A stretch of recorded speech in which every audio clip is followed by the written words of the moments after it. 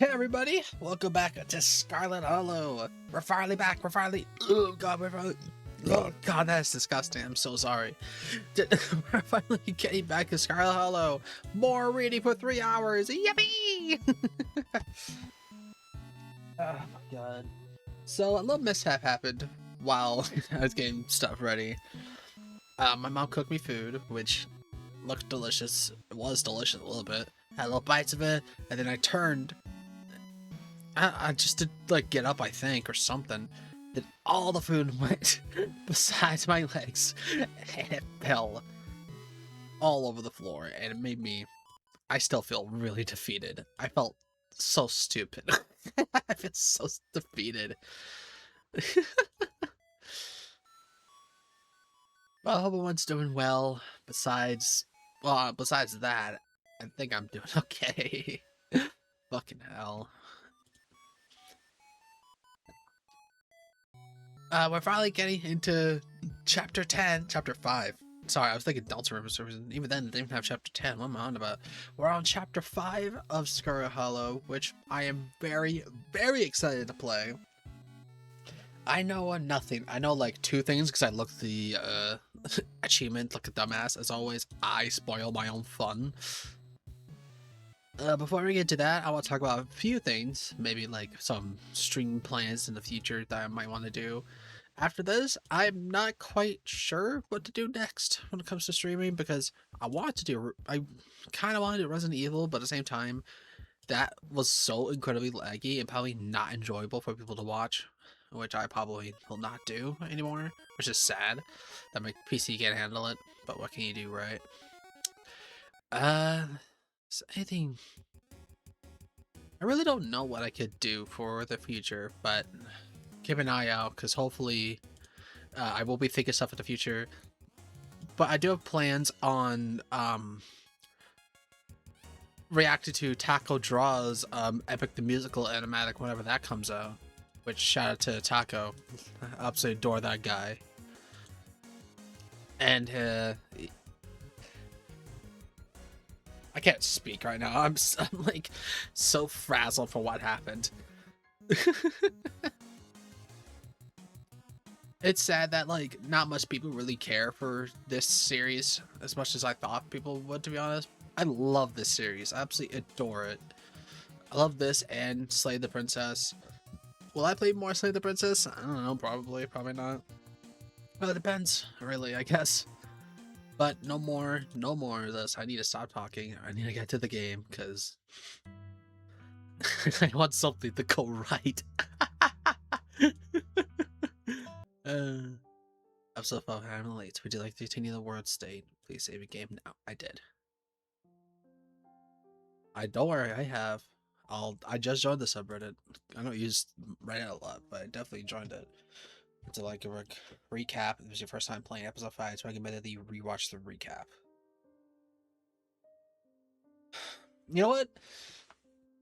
We played about 7 hours of this. Might as well give a full recap of what happened. If you don't appear in Scott, Burnley and Scott, your cousin's mother and your aunt, seem like it's something you should ignore, even considering your own late mother's rocky relationship with the side of the family. Welcome to our family's humble estate. Unfortunately, due to the current state of the house, only a few rooms will be safely accessible during your stay. I won't go wandering anywhere else if you value your limbs. The floors have been known to give out. The country ambience. Why are you ghost? The country ambience clashes terribly with Blank, who've been eyeing you with something between curiosity and dawn horror. Oh my god. Blank was trying to say it quietly, but of course you heard her. You're the only 2 people here. What? And then it emerges, an honest-to-goodness mountain lion, and there's something horrible within it. It doesn't bother trying to hide now, leaping down to the clearing with a killing intent. In wide yellow eyes, ready to finish what it started, and then... Damn nearly had the thing! Wait, a running? What kind of running? Was it supernatural? Like I said, you won't believe it. Now put the dang camera away. A single deer remains behind, staring down at the beams of Stella's flashlight while Gretchen whines and pulls on her harness. Duke grapples with the thing as it grabs as a shotgun, pushing the barrel out of the way it grasps for Bertie with oddly jointed limbs, while Stella stares at the shocked silence as if paused, watching as the other creature attempts to wrestle Gretchen into the darkness, her desperate cries going unheeded. That's why I have my phone out. You dive for Gretchen, attempted to snatch her away from the thing's mishapping hands. You manage to grab her, but the creature is deterred. It rears back its hind legs, mouth opening, whisper tone. Oh, and then something deafening to shoot shotgun. Suddenly, it's gone. Oh my god! Oh my god! What did we do? I forgot the voice I gave him. Stella, you keep an eye out for us. Make sure he doesn't get any more trouble. Welcome home. Why is she blank? What the fuck? Why is she blank? What is going on with Kanika? Why is she like this? Why can't I see her name? Why can't I see her? My grandmother used to talk about pale creatures called ditchlings. She always said they were a terrible omen, a sign of suffering to come. I'm going to bed. I'll see you tomorrow. But listen, you better stay out of trouble today. I want you home by sunset. I don't want to hear complaints. Just do what I ask. I won't have any more problems. Tabitha takes a few steps towards the door. Sunset. And last long did it. Before you get the chance to decide whether you want to answer, it opens. Oh, I'm sorry. I hope I didn't scare you. I've been thinking about what you went through all night. Just don't make yourself a burden, alright? I have a lot to do today. Oh, is it a talk about a certain young man who may have not been caught the boss's eye? That Samway element, wasn't it? Whatever. If anyone asks, we never talked, got it? I don't want to disappear, too. I am the only person in this town who truly cares about your safety. Don't forget that. Even if it's already too late to stop what's going on. Whatever you're looking for, you're barking up the wrong tree. Just go somewhere else before Tabitha once again trails off, both in Stella. Well, she and Stella have noticed a girl with the dark braid and glasses sneaking off the ridge. It's Rosalina. We found her. She's hiding under the hill. What is going on? They want in? Does Stella have no sense of self-preservation? She's not even here anymore. My dad says our house is haunted. But she's surrounded by a pair of thunderous knocks. You turn Becca and Alexis are gone. And Rosalina, actually hovering in front of the small tunnel coming walls, freezes as you notice her. There's something in the darkness before you that's much louder, though you don't hear it. But you can feel it in the chest, like a deep growl of a predator. What do you think you're doing? Get away from there! Because it dives towards you, but not before the light of your phone illuminates the chamber. Amy, are you alright? I'm so confused by Kanika. You and Tabitha managed to squeeze through the entrance, and it's just the walls and the mine come crashing down. Holy shit, you're okay, thank God. That was a surprisingly close call. Whoever died in there, what do you weirdos do? Everything was fine until you adults showed up. Becca, shut up! Tabitha doesn't say a word as the car cuts to the darkened road. There are two of them now. As he's ready to leave, Jenny approaches from the far side of the kitchen. Tabitha remains between both of you, impatiently tapping her foot. Oh, Jen. Oh, Amy, before you go, I heard something last night. I heard about Miss Tabitha. Mentioned just now, and then I heard it again. I just want to say I'm so sorry you caught up in that. You two did the right thing by those kids, though. Blessing. Everyone's getting out of the situation all right. Morning. Is the new blend ready? Of course. Amy, if you'd like to keep Maya's company, Tabitha will just be in a minute. Oh, excuse me. Wait, you're Amy, aren't you? My name's Bo. I'm Duke's boy. It's a pleasure to meet you. A policeman told me you saw what happened to my daddy. That you weren't going to show. I put two and two together. I know you're related to the boss. The other guys are all riled up. They're talking action. They saw me over here with you. They think I was some kind of scab. But none of them will listen to me, especially now. They've got bigger things to worry about a single missing minor. I did the same mistake as I think last time. I haven't gotten about him, though. Anything you want to know, just ask. So have you stopped me to find out the store? I'm, taking a mental health day. He's a dog. You can tell this dog is a mayor, his little sash and fancy top hat. There's a regal air about him, as if he's almost he's known as a position of authority he's been elected to. Before you can catch up with your companions, you're intercepted by a nervous man with a cross around his neck. Whoever this is, you feel this depression make a good impression, as to say the self-fulfilling prophecy. It's hard to put a finger on it, but something compels you to select this man. Sounds like an old Gretchen and may have unsolved issues, wouldn't you say? I'm Pastor Daniel. I take it you're Amy. Everyone's been buzzing about you. I'm so sorry about your aunt, but I'm sure she's a better place now. And if you ever discuss your beliefs, my doors are always open. Basement is what you might expect out of the tortured artist who's been all this time confined into a studio. Discarded canvases line up the edges, while trash and sketches leak out from their piles at the corners of the room, hiding the bare cement floor. Ghoulish faces coat the walls and paint sneering out of the corridor. I still want to know why Kanika is like this. Why is she all red now? She's not. Is she like fading from my memory? Like, what is happening? Your mom is so scary. A little intense. Kind of protective, but I guess it makes sense. Anyway, make yourself comfortable. We'll be forgetting the mess. I've been distracted lately. Haven't been cleaning up much. Dinner's was already laid out. Dinner roll, spaghetti, and laid salad. Anxiously picks out her food. Stella's nervously talkative, and Reese is suddenly quiet but tense, his shoulders tight as his mother perches in the chair next to his. Dr. Kelly eyes all of you with a sharp, fierce gaze. So, what are we talking? We were talking about maybe watching a movie sometime this week.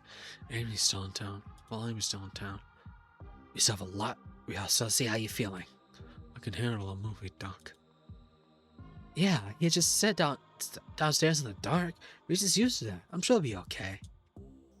You're always overstating how much you're able to do, Reese. This is why you keep getting sick. If I'm getting sick, so what? It's not like anything's gonna change. I'm sick every day, and I'm getting better. I don't want to spend the last of my few miserable years of my life holed up in the basement alone, just because I'm seeing my friends who have been deemed too strenuous. I'm an adult, for God's sakes. I can't believe I asked permission from my own mom just to have friends. He stops mid sentence, but in pain and wrapping himself around his arms. Don't say things like that. I'm doing everything I can to try to fix. Sounds as the doctor's eyes shoots open. Reese? Reese abruptly pulls himself from the table and leaves.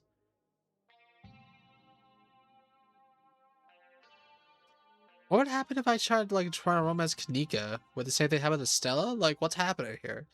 Hey, you're here sooner than expected. Hope dinner went okay. I ask her. Oscar and started at the store swings open. Seems I mean just in time. Showing the road of all night. Whoa. This is where I've seen it. It appears the top of the stain. Stella pulls back the carpet, revealing a hatch, the floor around it stained a reddish brown. I'm going for it.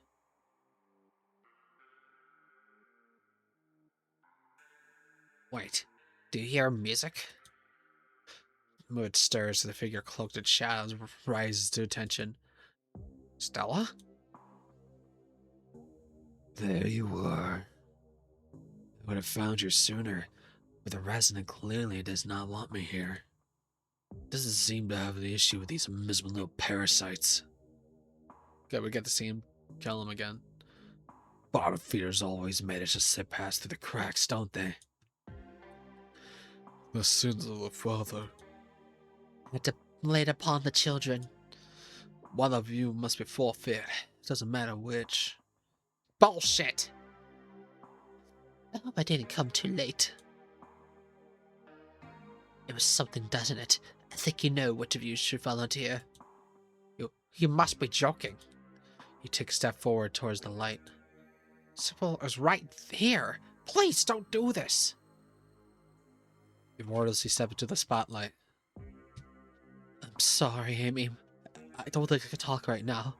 I'll call you, okay? She shores off down the road. Before I go, Sybil places a hand on your arm, holding you back for a moment. I'm sure you have questions about after everything you saw tonight.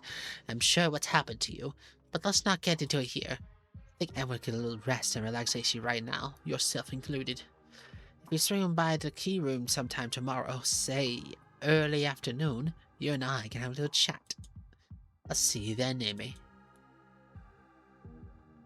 You don't even notice yourself enter the guest room or fall into the bed.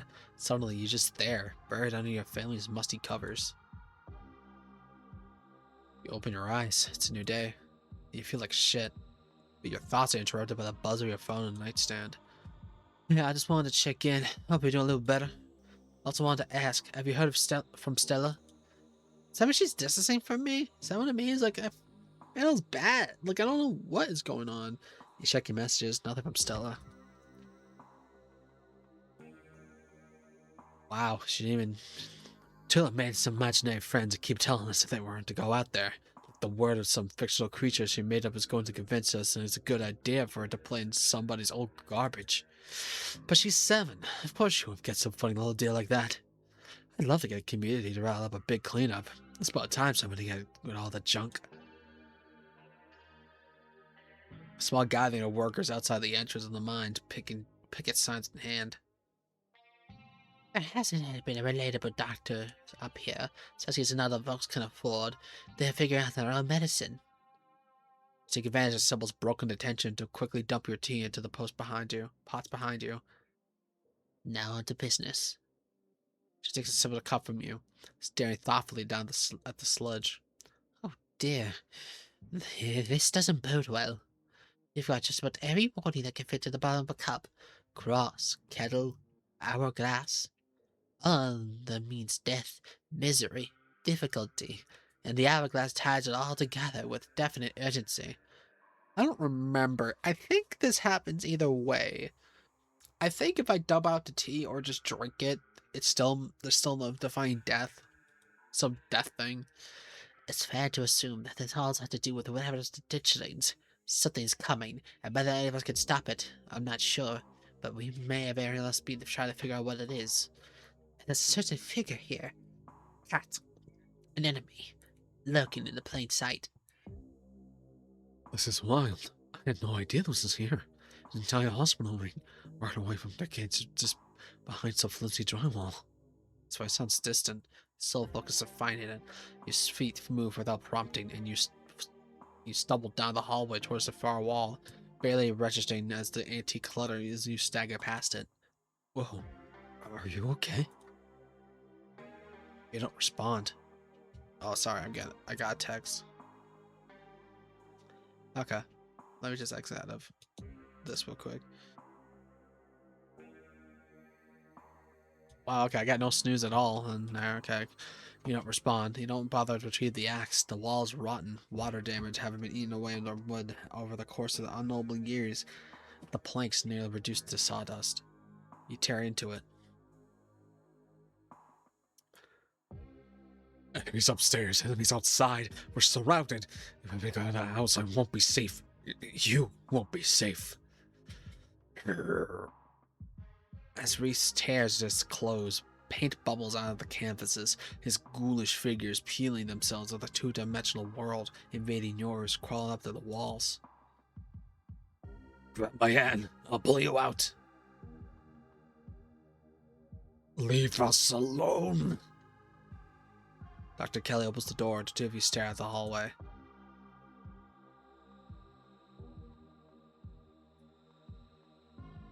Ugh, God, this is the terrifying guy. It's like a horse combined with like a demon.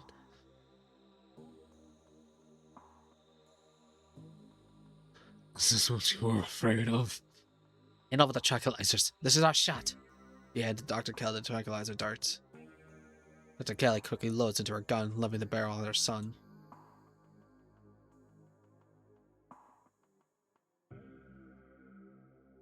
Amy, not we win this together.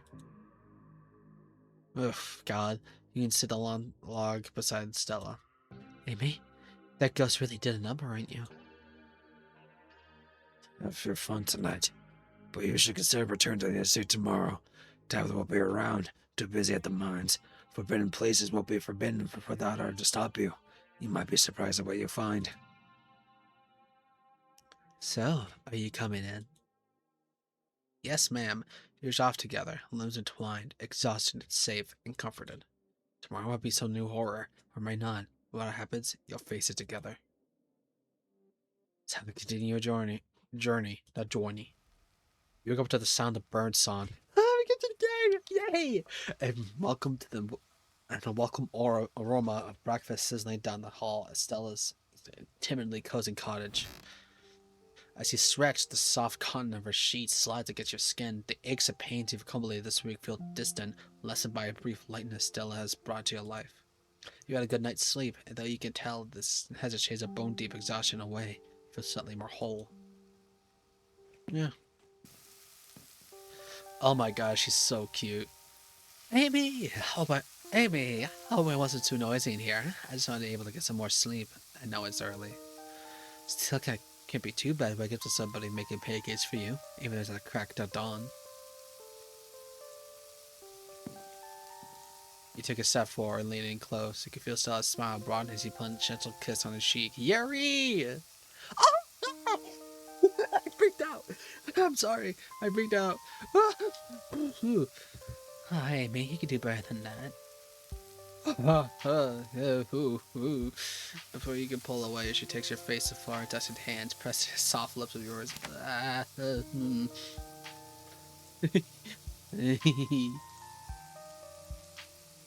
She smirks and turns back to the pan.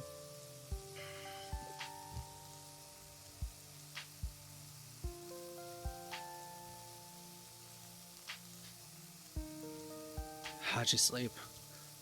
I was here. I thought I was supposed to ask you. Well, I slept great. Of course I did. Thanks again for everything you did yesterday.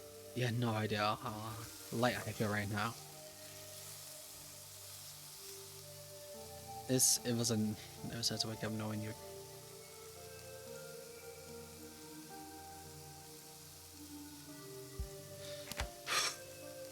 I'm okay. I'll be fine. I'll always start using one of these now. It was so nice to wake up here knowing your face would be the first thing that I see. So I was just a smile brings into a grin. Well, aren't you romantic? You think my looks are nice, that's why I try my pancakes. These will you have coming back for more. And that's the last one. Let's have ourselves a breakfast feast. Stella motions the pancake Gretchen with the pancake laden plate towards the table. You take a seat.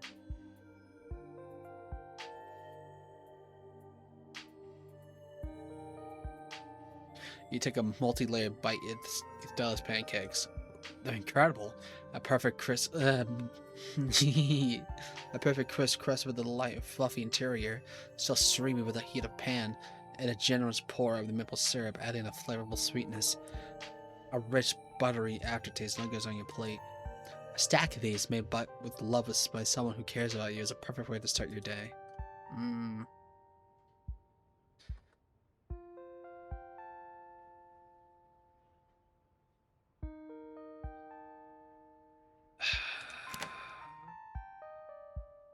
Shit, I don't,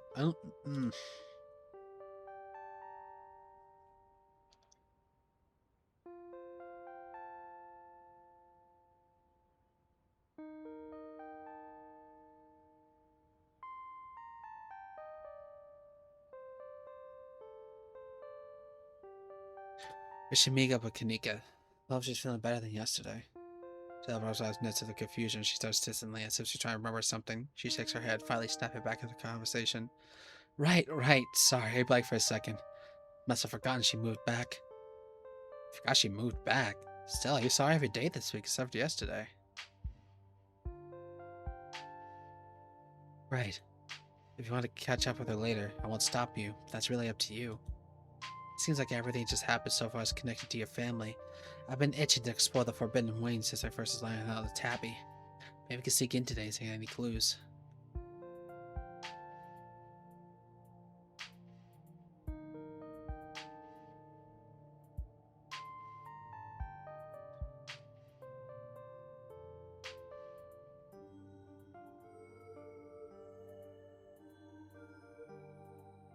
Hell yeah, let's snoop.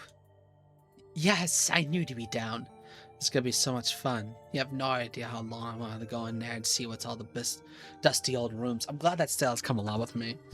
I couldn't exactly sneak out that Pauline was around, but now, this is probably begging to be subject to my next video. Alright, pancakes have been eaten, and I'm fueled up by today's activities.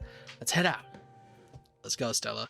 Stella stands up, Gretchen hopping down from her chair, it stands to Stella's side, and the two of them lead you to the door out with the chilly morning air. The walk through the town is quiet. It's early. They can smell the diner cooking up breakfast for hungry miners and brewing coffee for cops to sip while you're ignoring the horrors plaguing Scar Hollow. Main Street is deserted. You still feel like the only people in the world, watching the sun rise over the library. Oh my god, she already has it. That makes sense.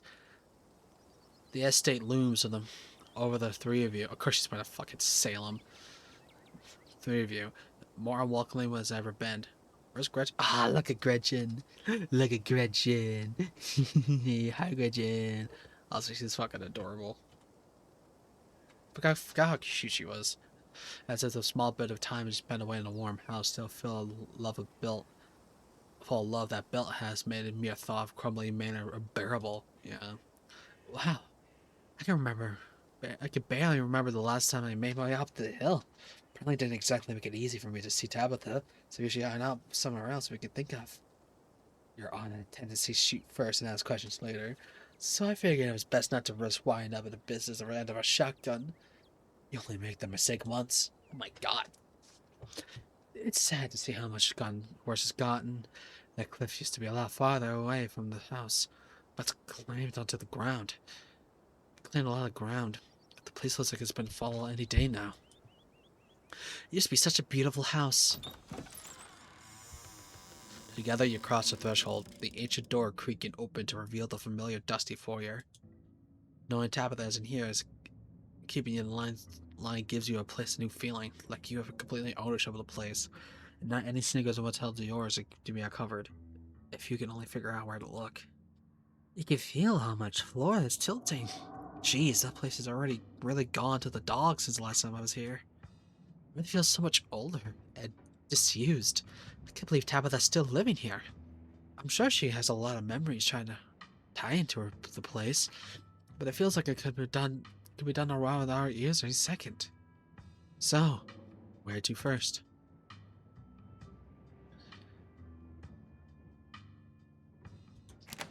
I mean,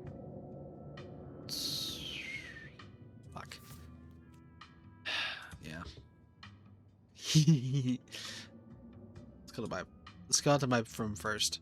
Oh, got something you want to show me? Stella gives you a flirtatious wink. Let's lead the way. Two of you make your way up to the recreate stairs to the guest room. Oh my god. She moved among my stuff. Moving into the room, Gretchen and Forfur start growing at each other. Oh dear lord. Oh, this is gonna be trouble.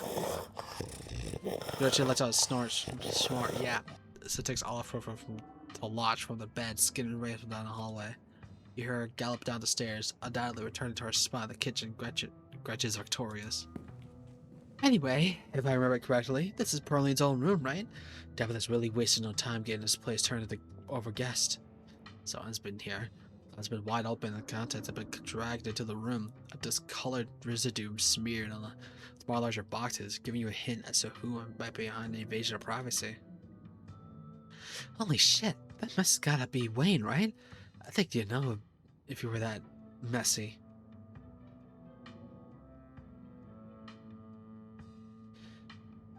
Did you say Perline's old room? I knew someone died in here. Tabitha was so dismissive when I brought it up. Really did die in her sleep, so one can assume maybe Tim doesn't want to talk about it. It's okay. You get to sleep in my bed for the rest of the week. If Tabby gets mad, oh well. She shouldn't have made you sleep in a dead lady's bed without you telling you. Yeah, let's check in the possum. Make your way to the dresser, pulling out the drawer to check the little possum who lives there and the larger one that joined it. They're gone! No! But they're gone. Not even a bed remains, just an empty drawer. Oh, you're getting changed? Okay, give us your privacy. Or not. Whichever. Stella!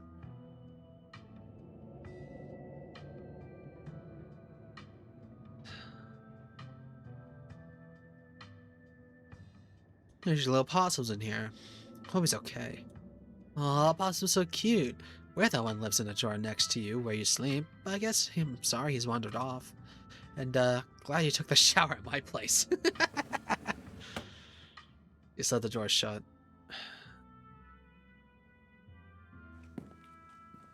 Use Stella across the room to investigate the open closet door. The back of her hand's slightly ajar. It looks like it hasn't been solid the wall at all, but rather its door, previously hidden behind a pile of boxes and papers that have been dragged away the overnight. There is no doorknob, only a small circle in the middle where the doorknob would be, punctuated with a keyhole. Is that a hidden door? Yes, I knew it!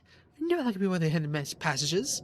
Stella whips out her camera, nearly fumbling to drop in excitement, but she regains her steadiness, aiming into the gloom of the closet at the silver light from the room beyond.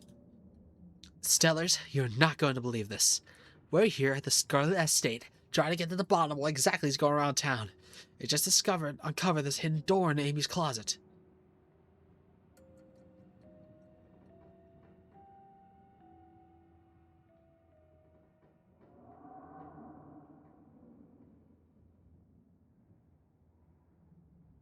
We're going in.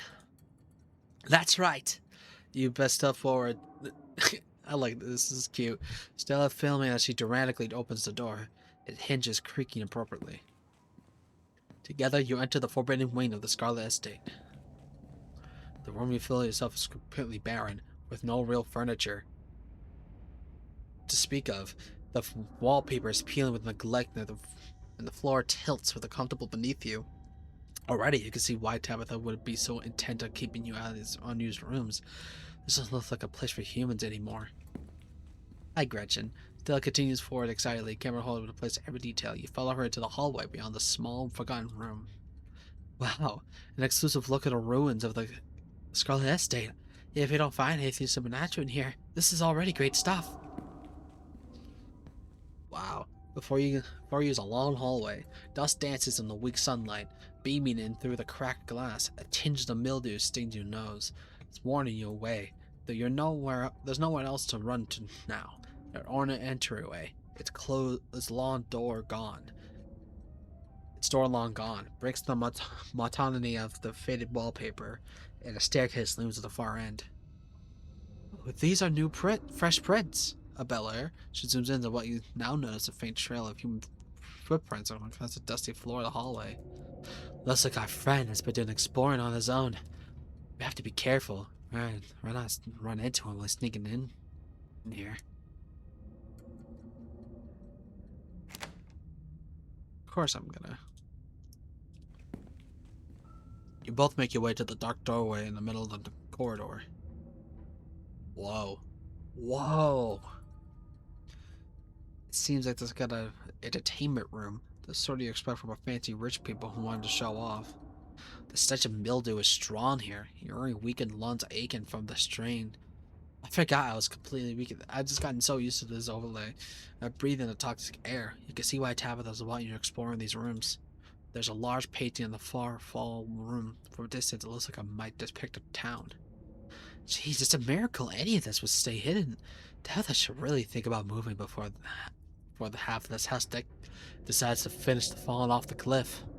Something else catches Stella's eye. She turns the camera towards the bookshelf at the end of the parlor. A hidden room? Oh man, the fans are gonna love this. Sure. Stella gives you a helpful boost of the wide crack of the floor, her strong hands hoisting you across with ease. Together, you duck between the shelves, entering the dark room. Wow, holy shit, is that Buffalo? Oh my god. Wow, a gun, too. The space is dark. Its features barely illuminated by a faint light trickling through the myriad of cracks and the holes in the walls. The wallpaper, a deep, exquisite red, adds a blood-like glow to the dimness. I don't like that's staring at me. I don't like it. The walls are lined with ornate display cabinets, some empty, some still presenting their antique treasures.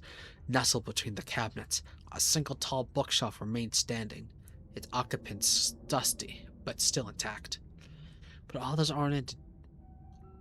these are ornamental details. You focus on drawing the expensive-looking antique desk in the center of the room. Gretchen barks at the rest of the room, attempting to intimidate whatever it is she smells. Jesus, that scared me. Shh, Gretchen, we want anybody to find us here. Who knows?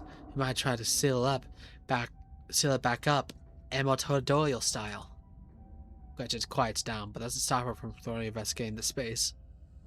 This is it, Stellars. The kind that find every urban explorer hopes for. A hidden room locked away in a Scarlet estate full of weird artifacts and keepsakes no one is ever supposed to find. They weren't counting on a couple of investigative documentaries like us looking. But here we are, about to blow your family's sordid past wide open.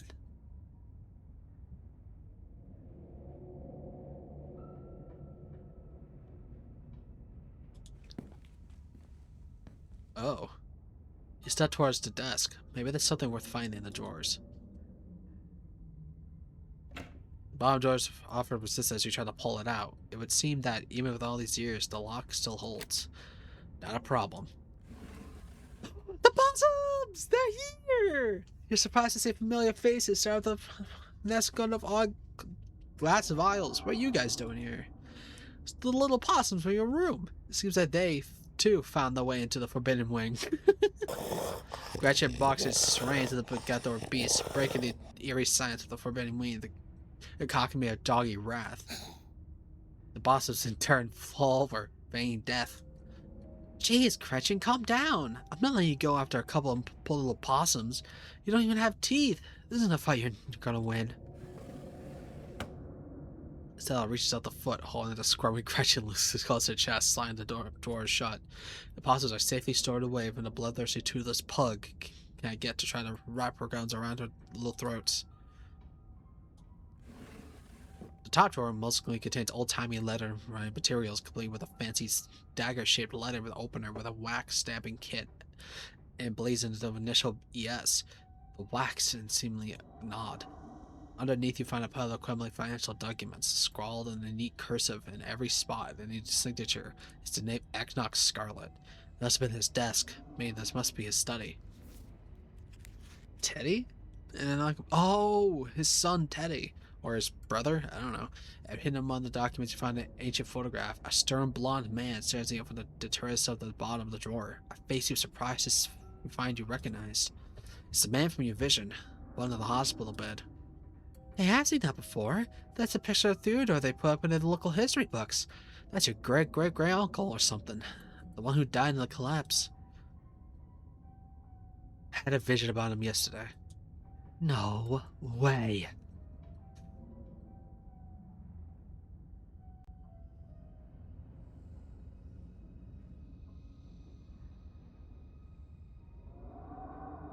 Aknok said he was working with a witch that was able to help him fix things.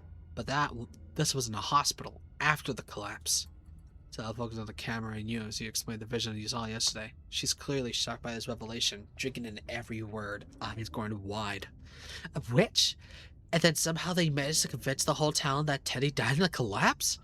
But if he didn't, and some witch was involved, Sounds to me your family is more than just Charles Shaw's skeletons in the closet. As you search for any more notable among the contents of the drawer, you notice something peculiar, irregularity of Jesus, in the molding along the top edge of the desk, almost as if it had been removed or replaced at some point.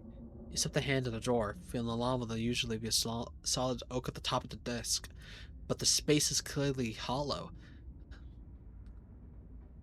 Scarlet Hollow. Ah, I was trying to figure out like a reference I could say. Your fingers making light knocking sounds as they fumble against the wood. Fortunately, it's a very simple lock that you have years' experience. In moments, the secret drawer slides open, revealing its treasures. It's the symbols! Holy shit! Prosperity, dominion, vitality, power, old and new, cycle of birth and death. Holy shit! Spots of notes and pages unfold as his eyes grow wide. Isn't that? Scroll on the first page, designs you find familiar. It's the stone from the pit in the mines. Its many armed designs scratched into the paper by an untrained hand. There are more here, and little notes next to them. Handwriting is terrible. I don't even think some of this is English. But it looks like one of them says prosperity? Oh yeah. Oh, these are new. Bounty, spirit, and throne. This is power, apparently. This is what like they mean, cycle of birth and death. There are drawings here, some of which you find just as familiar. The goat head carving from the ones at the town hall, and the circle formed figure of the clinic. There are notes scrawled on the margins around the designs, most either illegible or written in some language you don't understand. Though a few words stand out. Prosperity, next to the stone of the mines. Dominion, paired with the stone from the town hall. Vitality, with the clinic. The remaining captions read Spirit, Bounty, and Throne, all attached to designs you don't recognize.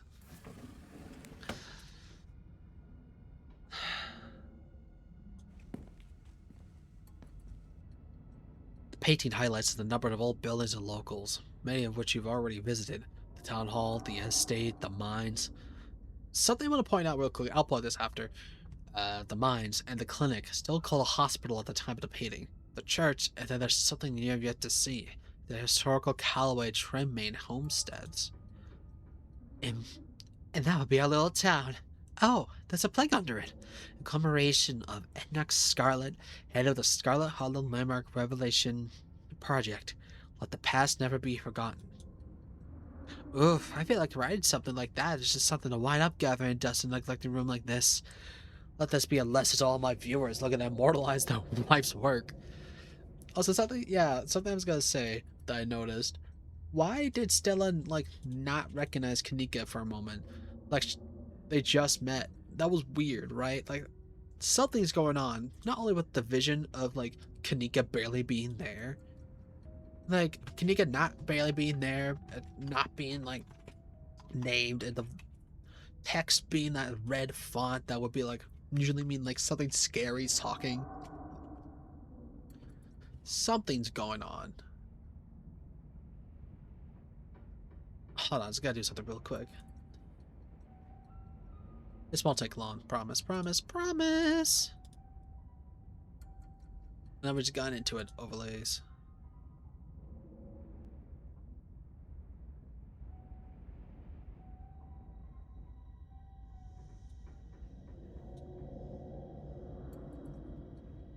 Okay. I just wanted to make sure.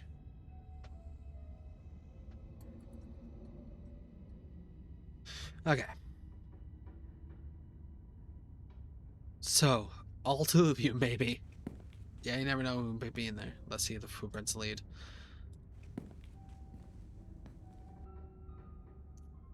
Weird. You find yourself on the third floor of the estate for the first time. As you take in the surroundings, Stella slowly pans the camera down to the length of the hall. Wait. Okay. Stella slowly pans the camera down the length of the hall, working to build dread and attention on future viewers. She clears her throat again, assuming her narration is charmingly professional hosted voice. Clearly, Amy and I are not the only people who have passed through the supposedly forbidden way. Who knows? We might wind up running into someone who's sneaking around in here. If you're watching this as found footage after the two of us went missing, now you know where to look for our bodies. She drops the camera after a morbid joke. Yeah, that was crazy. Her jokes return to a usual casual cadence. Looks like the footprints go all the way down this hallway. Not even into the far door.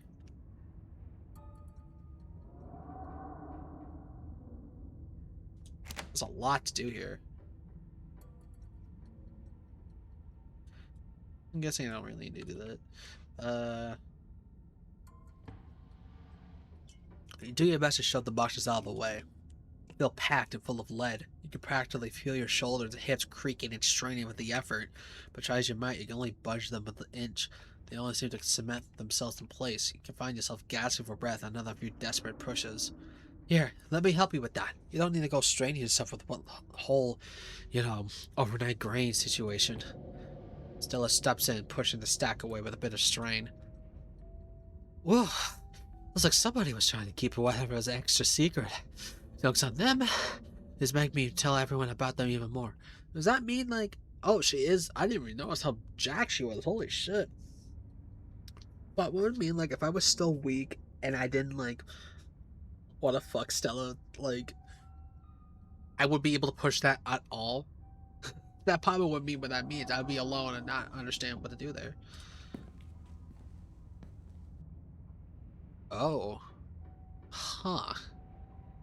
The room is coldly empty.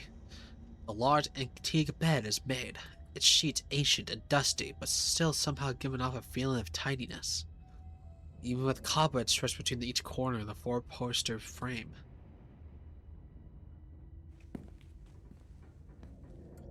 Make your way to the closet. It's as lifeless and tidy as the rest of the room. It seems like this room's occupant to keep things neat and orderly, or as neat as orderly as they could, considering the decaying state of the place. This looks to me like the way Pearline would go shopping for Tabby's clothes. It's exactly the sort of thing she wears. In fact, I'm pretty sure I've seen her in that dress before. The only thing here besides her clothes is a shoe in a box, shoved to one side. Pick it up. A sailor outfit? A child-sized overalls, striped shirts, and a small pair of trousers with suspended seats attached, while the little sailors or boys from the 50s were always wearing. Boys' clothes? That's weird. When was the last time I was a boy born in the family? Mommy, I am here, too, and I love you. What the fuck? When you pull out the last shirt, a note is revealed, tucked away in the bottom of the box. It's a protective plastic sleeve. It's scrawled in almost illegible handwriting, written in some thick brown watery ink that cracked with age. Mommy, I am here, and I love you. What the? As Stella handles the note, Gretchen actually stomps on the floorboards. It's okay, Gretchen.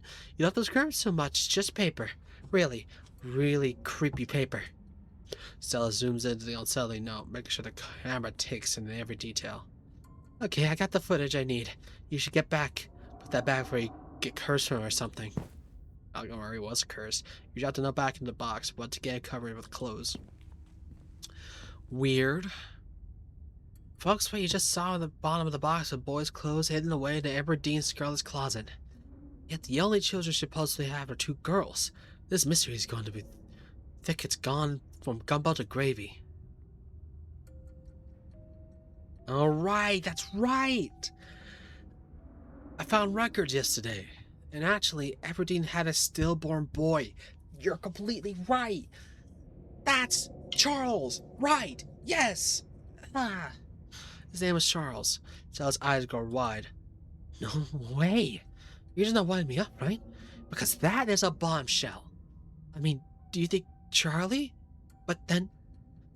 Oh my god! Okay, hear me out. What if he wasn't stillborn?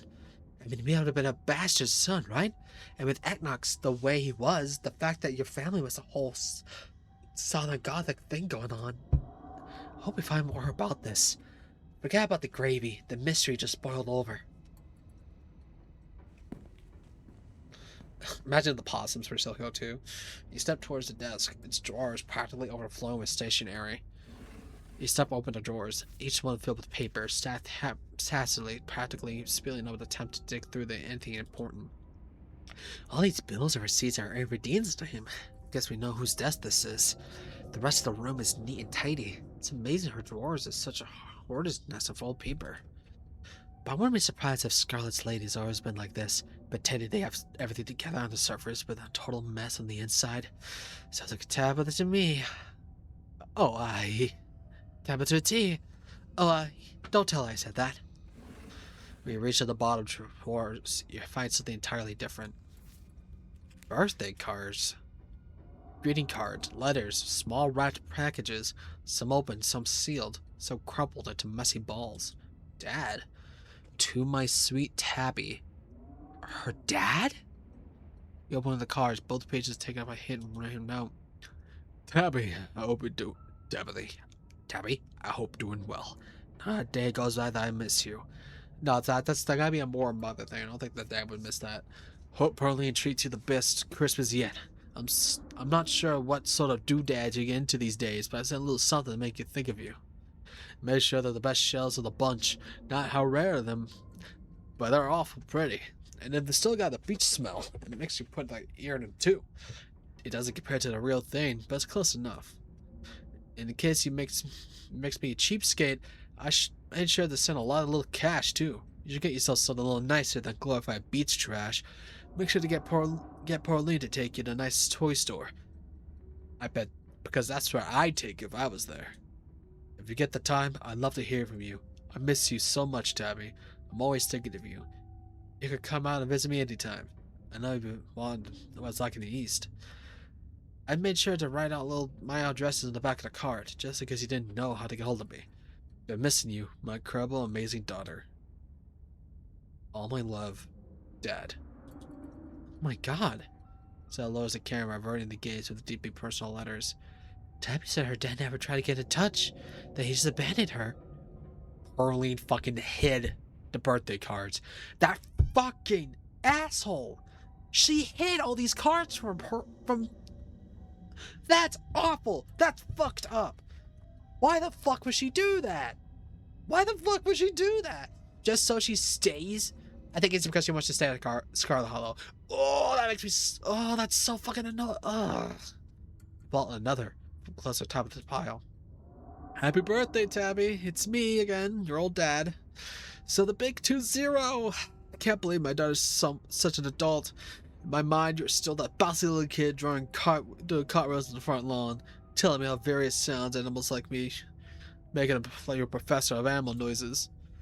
I have no idea if you read these, but I'll keep writing them, even if sometimes it feels like I'm writing them to a ghost. I mean, I've been spoken for almost 15 years. You're a whole human. You're a whole human being now. There's no idea what you're like. I don't think you'll get along, though. As always, my address is in the back. I hope you decide to come visit me one of these days. I've got a guest room all set up just in case. I'm always ready for you, kid. Oh, this dad's so sweet, and apparently fucked it over. Pearlie's such a fucking asshole. Oh my God, she's such an evil woman. I love you, and always will, no matter how you turn out to be. Love, Dad. There are years and years of these. The barn doors always entirely open envelopes dated from my Tabitha must have been a kid. All of them. It kind of looks like Everdeen and Pauline were keeping for Tabitha on purpose for practically her entire life. I don't even know if I should tell her. I mean, there could be a good reason, right? Like maybe he was awful and telling her that to be painful and dredge up bad memories, but...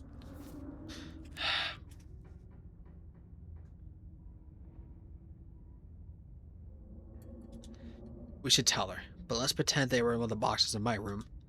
Oh, smart. She won't have to know why we're back here. So that stuffs a handful of letters to her bag. That is fucked up. Edward and Pauline are such evil little creatures. Her ladyship chambers. Turn to the... Oh. Approach the window. You carefully approach the window at the far end of the hall. That sure is a cliff. There's something below the window, but you tops and the distant trees. Oh yeah, those trees, huh? The ground had crumpled away. The only thing stopping you from plummeting to your death is straining a foundation that still somehow holds this place together. At least for now. Jesus.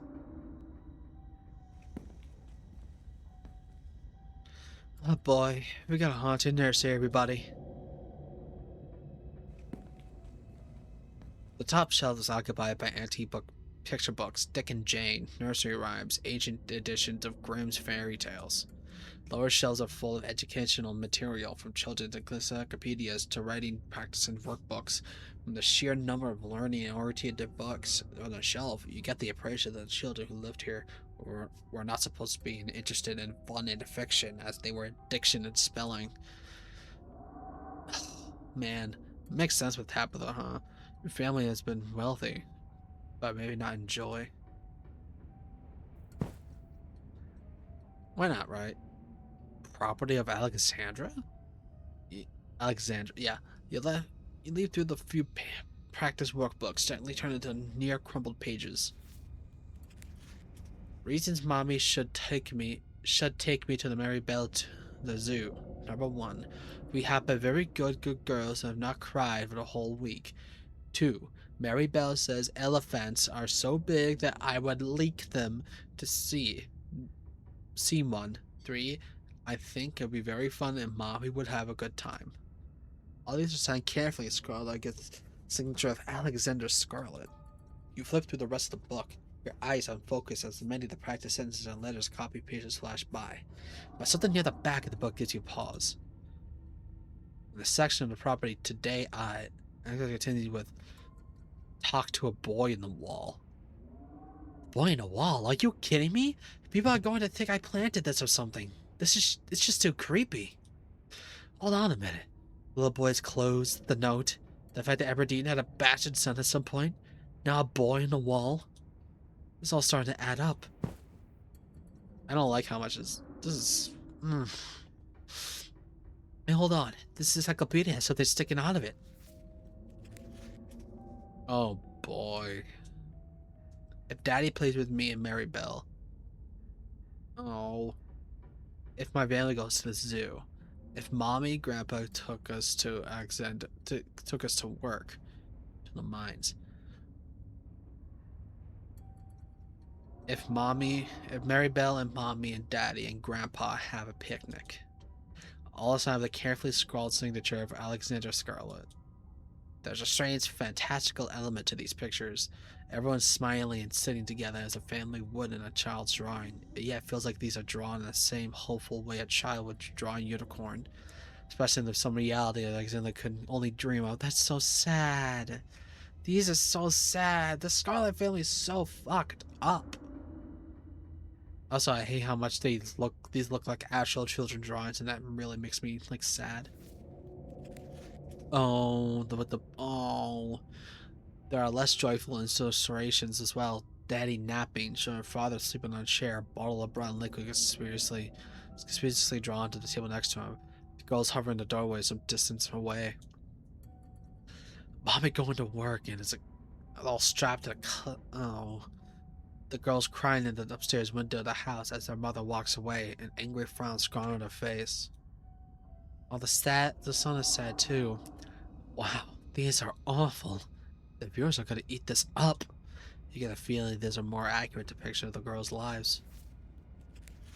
Me and the boy on the wall. 2 girls on the other side smiles at cartoon faces. There he is again. I'm assuming at this point he's definitely real. I wonder what he looked like, or we actually saw him. Would that mean they hid away Charles? They hid away Charles from them? That's the only thing I can think of, is hiding Charles. Well, why would they do that? I was like, ghosts are real. I mean, like, they... Look at the guy we just, like, sacrificed for. Still I'm to linger to the image, getting plenty of B-roll and scribbled lines. We're done here. We still make our way back to the hallway. Yeah. Father's room. That's one's main importance, so this one's gonna be huge. You continue following the trail of footprints, approaching the father's room down the hall. The door is clearly meant to be hidden, but it's left open. Someone left the door open for you. Hi, Wayne. Gretchen begins to shake in fear, whining meekly as she glances around the room with hiding, anxious eyes. It's okay, Gretchen. It's just a big empty room. Nothing to be scared of. Oh, hold on.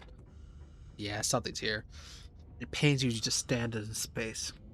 Emotions hang over you, strong, oppressive, and overwhelming thoughts that threaten to fill your lungs. You don't feel death here. You feel something worse. A deeper loss. One that left a wound and refused to scar. This looks like a part of a wall, meaning someone was hidden in here. Meaning that Charles was definitely hidden in here at some point. You can't help but fixate on the carpet at the center of the room. The corner is rumpled, as had been recently been moved. You pull the carpet up, exposing the bare floor and revealing what lies beneath. What the? It's all the corners. It's all of them. It's all the different circles. Ornate ring singles that have been carved into the floor, 5 along the edges and 6 around the center. The circle emits a not uncomfortable familiar feeling. You can feel your gaze forced to crawl over every intricate detail of carving in front of you. Is this some kind of magic circle? In the Scarlet Estate? Clearly Yaknok was pretty serious with the whole occult thing. This is about as occult as you get. But you're too far drawn into the trance to remember to respond to Stella. You pay attention to what she's saying. Your gaze crawls into the intricate details of Unbitten. The serpent wrapped around the staff as he gives you flashes of room beyond the morgue, and the darkness that swept through the house once it had been covered. The fist and chain that makes you feel like you're back in the claustrophobic confines of the mind. Yep, each one, yep. Surrounded by the angry hammering of its memories. The horror of the same marriage dreaming feeling, the world constructed by the furious ghost of Charles Shaw Jr. The others are new to you. The feelings aren't admit less intense, giving only a vague impression of what they might tie to. Golden fields, the muling of fresh souls, just slithering out of the womb and desperate to be fed. Another thing that rings like bells in your mind, calling you not towards it, but away from it, pushing you from its threshold into the darkness. But a certain symbol is strongest of all. It echoes across the room, a vast ego programming, proclaiming its dominance. You okay? Oh no, did the circle do something to you? Talk to me, Amy, snap out of it! A bell chimes, not calling to me but pushing away. And there's a field somewhere, torn by hunger and... Hey, come on, stay with me. Let's get you out of this room. She flashes you with a confident smile, her eyes shining as you meet yours. Her faith in you is unwavering. She's so fucking cute. Stella crosses the room, training the camera at the door on the far side, like the way you entered it. It has been left ajar, as inviting to explore my be behind it. The doors in this room seem like they have been almost entirely invisible if they haven't been left open. Or handles or anything, just keyholes. So it's gotta be a hidden passage. Amazing, your family has really pulled all these stops when it comes to creepy stuff. Yeah, really. Every book has been passed. Oh my god, it's nothing but locks. And looks like something. The door's been dragged out for years. You exit the short hallway. There are stairs here, leading back to the lower floors. But there's also another door, containing a jar. Many locks and deadbolts along its edge, glimmering in its weak morning light. The door frame itself is gouged and splintered, evidence of the desperate creature tried to find itself into the room beyond, time and time again. Holy shit. Gretchen whining reaches a feverish pitch. Oh, Gretchen. Jeez, okay. I get it. The scary was too scary for a little doll like you. You don't have to go in. Just go right off anywhere. See how the edge of the door is all messed up? See how the edge of the door is all messed up? Looks to me that she didn't want to put it back in there. Or you could stop her as well, except in the little room. Your camera drinking in every detail, of course. Oh my god! It's a room, isn't it? Step forward to join her. Gretchen remains rooted to the floor outside. Aw, Gretchen. It's the doll. What? What does it look carved? This is fucked. This is a prison wall. Everything about this place reeks of neglected humanity. This is where the boy was. The walls are covered in scratches, illegible words mixed with nonsense of desperate clawing. The one window set in a high far hill is fitted with a thick pane of glass, as if iron bars just beyond it wouldn't be enough to hold it imprisoned. You can't help but notice the doll from your closet just sitting, watching you from the bed, one eye drooping. Adds an extra layer of menace to the already deeply unsettling room. Property of Alexandra. Look at all these scratches on the walls. Did the person do this? I can't imagine how much it would hurt. Stinks too. Like nothing I've smelled before. And sewer drains that smell better. Tabby. What the hell happened here, Amy? What the hell happened here? The pain radiating from the walls howls through your mind. Whoever lived here lived in constant torment. But the etchings of the walls are far more evidence of the suffering that went on here. Whatever was trapped in the walls was trying to send a message to you or to anyone who might have crossed it. Your eyes are drawn to the massive, almost letters, dug as deep into bricks as the cell prisoner could manage to highlight it where the pigments were available. How are they able to do this? What like objects do they have for able to do this? They can't just use their nails. That would take years. It's almost like a word. The none of the lines meet up, causing you to constantly doubt whether these lines all line up with that fool eye to imagine shapes aren't there. Quake. Oh, yeah. Oh, it looks like OY. It also looks like OVA. OVA. That doesn't seem right. Your stomach clenches with nausea as you run your eyes along the deep furrows in the wall, but others in here wanted these words to be known. So you do your best to sort them away, trying to burn the image of them into mind, carved deep into the wall, bloody against the filthy brick.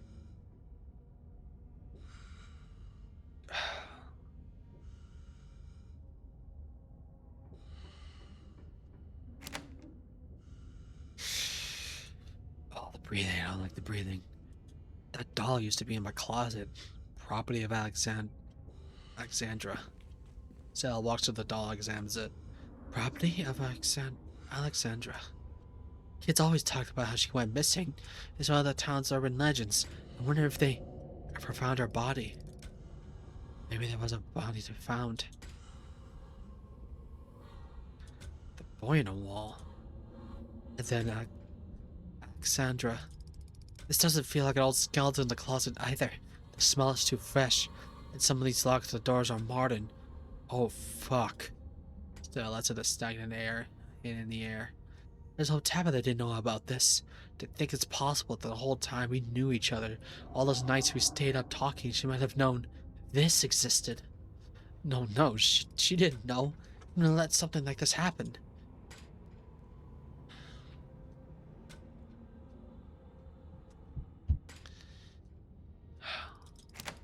No.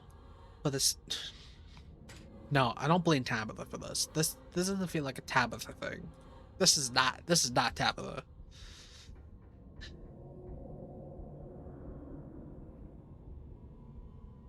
Let's get the hell out of here, Stella. Stella vividly shudders. Yeah, let's see before something before the door on this sort. You and Stella interrupted by a sound wrapping around you. Music. The tinkling of piano keys, played by a clumsy hand. Ooh. Oh, they play our... Oh. For non-headphone viewers, it's wrapping around, like, the actual, like, headphones. Like I heard from your left is going to the right. They go up a narrow staircase at the end of the hall. One you yet to travel. You hear that creepy music, right? Still, it seems incredulous, shaken. She glances at your arm, the camera trembling in her hand. Oh God, someone's in here. You know who you'll find if you choose to follow the tune. It's an invitation. Wayne's blackened fingers sending you a message across the quiet house. Two of you stagger back into the hall. Do you think it's him, Wayne? Stella seems to swallow her momentary fear, straying back out to the firelight, returns to features. If it is him, if you get that information, he knows a lot about what's going on in town. And who knows, maybe Billy will talk now you find all these secrets that your family have been hiding.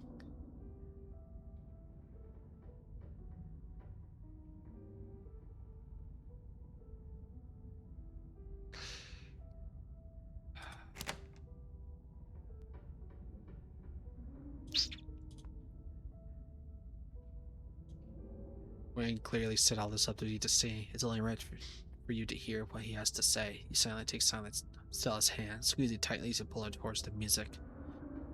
Come on, Gretchen, I'll carry you. Stella scoots up Gretchen, the pug still visibly shaking with fear. Aw, Gretchen. His face seemed to be still in her. With Stella's comforting grip seemed to ease her poor little dog spirit. That's right, my little old lady. Nothing bad happened, besides being shaken to my core. But I guess nothing physical. We just see one scary man and then we're leaving. Her grip is firm and warm and reassuring, and together, you're going down the hall to the source of the eerie music. I don't expect Wayne just to be there.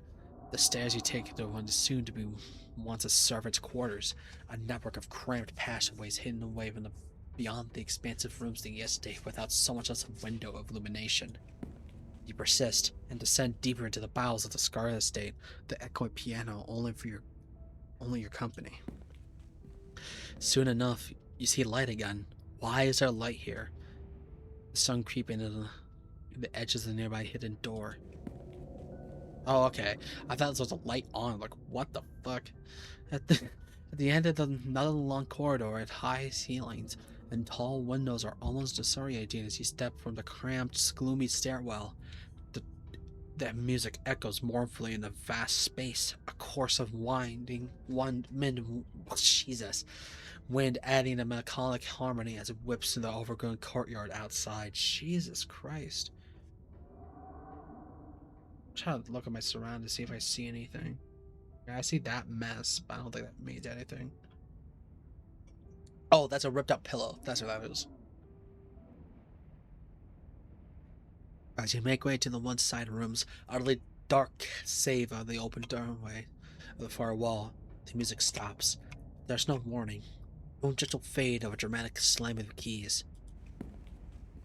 Oh, Wayne is here. He's just here. When you make with the music room, Wayne is already standing, his eyes glimmering in the darkness behind his stained veil. I hope you come alone. Well, you better get used to me being around, because your days of harassing Amy are over. Now all you'll be asked to harass the both of us. That's alright. You can enjoy your slattern. You and I already bound our fates. You need to come to understand that if you expect to help anyone, yourself included. You're running out of time. He slips away into the shadows. When he just call me? Whatever, let's just leave, yeah? Now I think we've seen enough, and the floor down here feels like they could give away, throwing us down the cliff any second. Oh. Why am I blurry? Oh, I guess I'm seeing the air, maybe? But I am curious, what would happen if I go in alone? I'll go alone. I might be more willing to talk if it's just me. That's a good thought, but I'm close by, okay? As much as I want whatever information he has, he's a creep. I'm ready to fight for you when it comes to that. Thank you, Stella. Raises a sturdy palm on your shoulder, giving you a confident grin.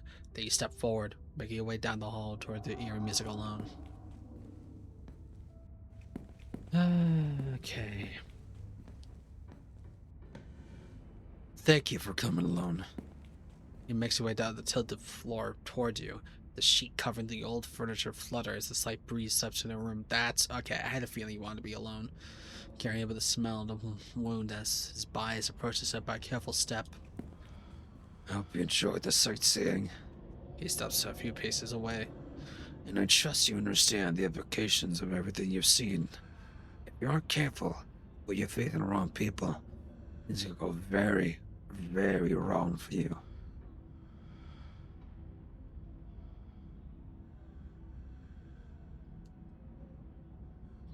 Does Tabitha know all about this?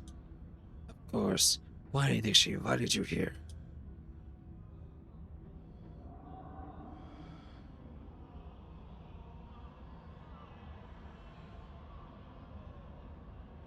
She didn't know me then. It's different now. We've bonded. Do you think a flimsy bond formed over the course of a week will be enough to stop the generation's expectations and duty as falling on top of those shoulders? Do you want me to bet your freedom on that bond? That will always be a Scarlet.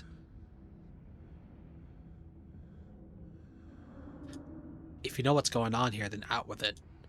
Do you want somebody else's puppet, Amy? I could guide you where you want it to be, but it's up to you to open your eyes. The witch holds some final pieces. Find her, pry them from her hands, then everything should start falling into place. The witch.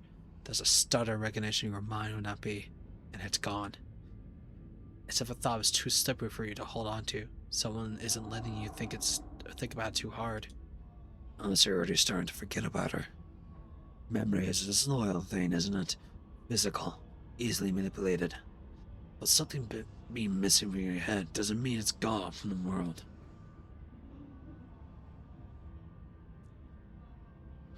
There's a memory that I can't quite hold on to. A thought that almost hurts to think. Keep it in the back of your mind. Do not let it hurt too much. Don't let her take from you either. You'll remember when you need to.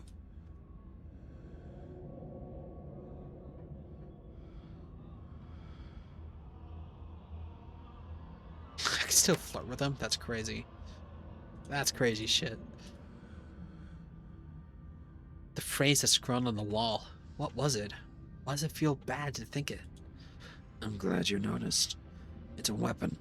Hold on to it. But you're not saying what it is.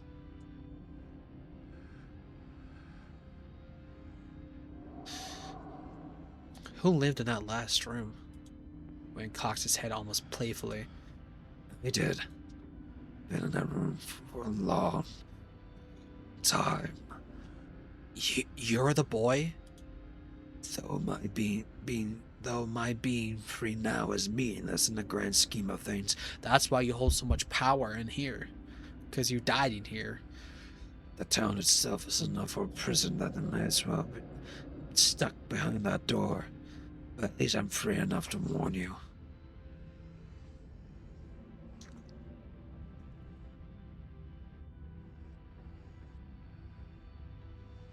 What was with that doll in the room? She liked it, so I liked it too. It was nice to see it again after so many years. What do you mean a town is a prison? I can't leave. No one really can.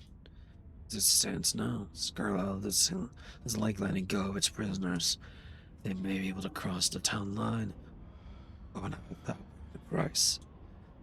That can be changed, though. It's always the way.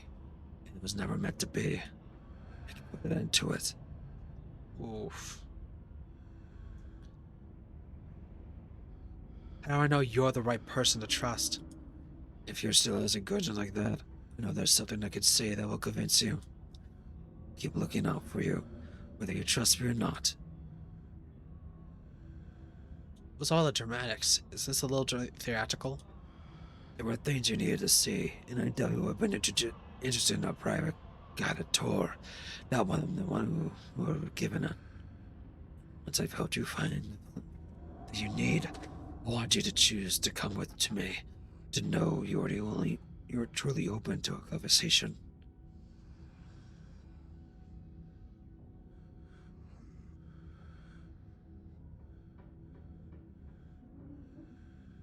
I trust you, but I don't know what I'm supposed to do with any of this. Wayne's shoulders seem to relax slightly, as if he's relieved. Good. Good. Our enemies rely on keeping us divided. They know how much stronger we could be together. Be careful who you trust. Always be there where you need me. Wayne steps away, his shiny eyes watching you unblinking from behind his veil, before finally disappearing in the black darkness in the estate.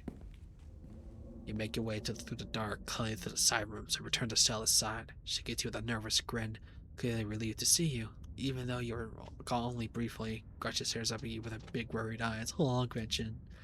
You made it out. Good. I'm glad I didn't jump out and start scuffling with a guy. Was he at least useful this time? You share everything he said. Stella focusing on the camera on you and nodding as you talk. Tabitha, no.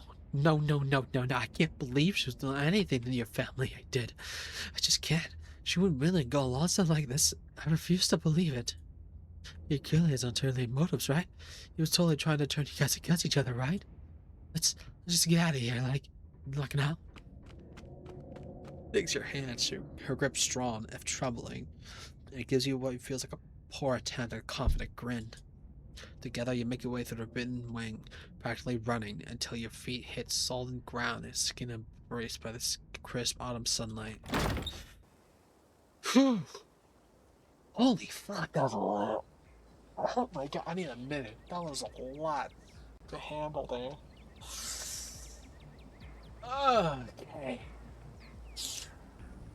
The warmth you and Stella shared last night seemed to fall apart with the fresh air, shaken by the unearthed secrets of your family's past. A tense silence holds between the two of you as your mind does a big grapple what you find.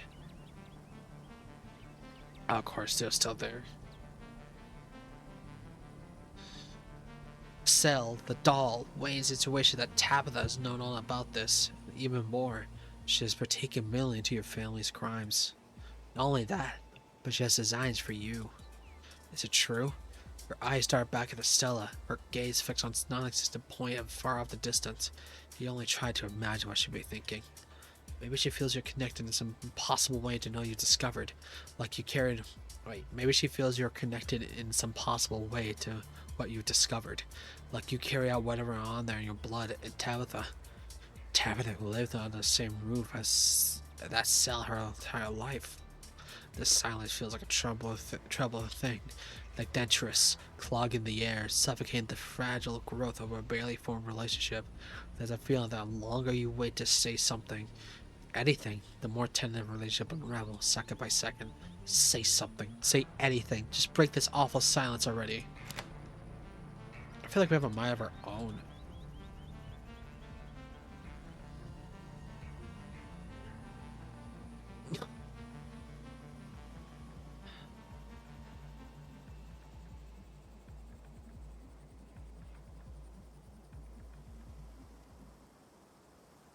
Tabitha has to know, right? There's no way she doesn't. What? It's because of what Stain said? I wouldn't trust that creep to tell the truth about anything. Have you forgotten he's been stalking you? And Tabitha's not the kind of person to lock someone away in some sort of dungeon. I know her. She's not the sort of person to keep something hidden from me.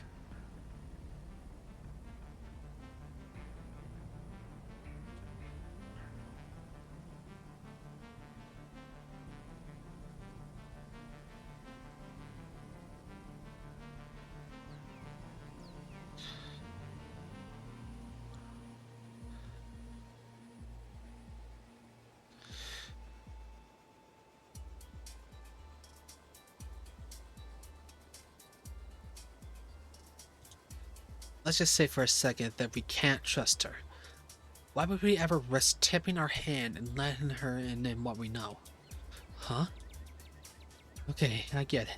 But if we're going to Tabitha that we're supposed to do, we have to do something.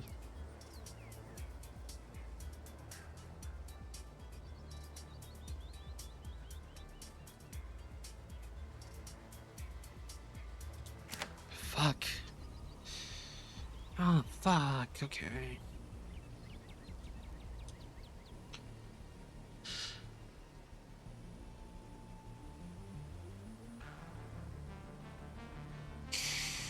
Wayne said we should find the witch. I don't know why he's seeing that creep. I don't even know who the witch would be. It's not like he said we're just starting to look for her, right? There's only one person in town who possibly fits his description. Sybil. She knows more than she lets on. Thank you. Still is either much less perceptive than you thought she was, or she's in denial. Maybe she isn't ready to think of Sybil as the witch.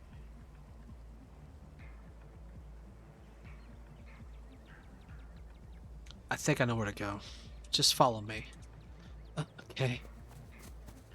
You take Stella by the hand and rush down the road of the town, grudging clutched tightly around her chest. But there is no general store. What? Shh. What? What the fuck? There's a building where the general store used to be, but it's clearly been abandoned for years. There's evidence bricked up. The weeds growing between the cracks. It's all been a lie. It's all been a lie. It's fucking civil. There's a fucking. Oh my god. Sybil knew this would happen. She fucking disappeared on us. Quick glance up and down the street reveals that no mistake has been made. There is no second-hand general store in sight. This should be it. Yeah, it's definitely not. Oh. There was someplace you remember never existed. What? The fuck is going on? Oh, this is what you're looking for? I don't know. It doesn't look like there's anyone here.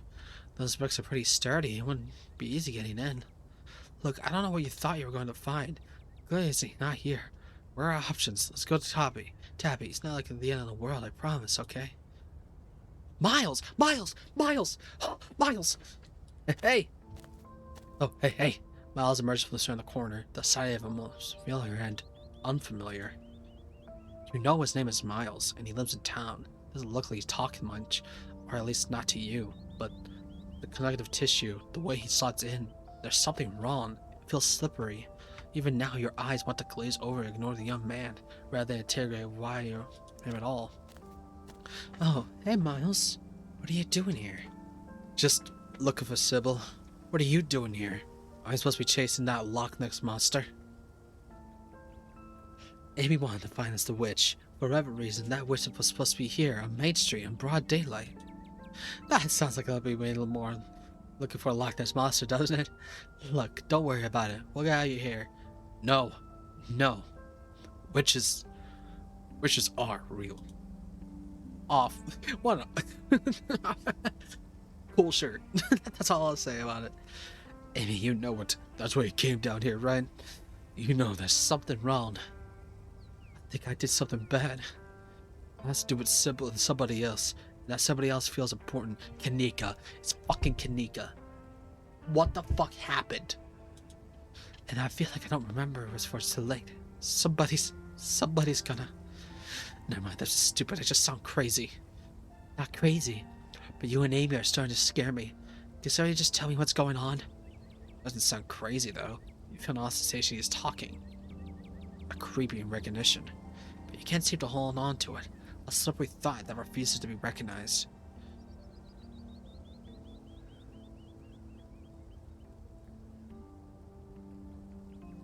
No, you're not crazy. There's something wrong. Not to do with your family. You draw a blank on who's your family is supposed to be. But Amy, Miles' dad is... I knew it. I knew something was wrong. I didn't know what it was.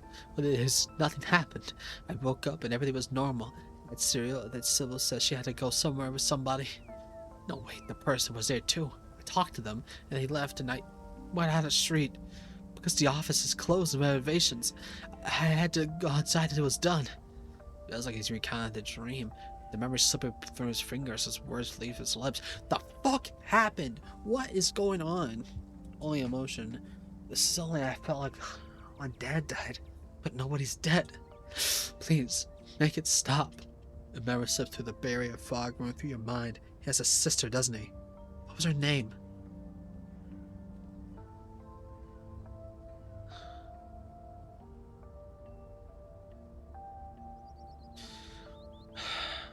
Sybil's behind this somehow.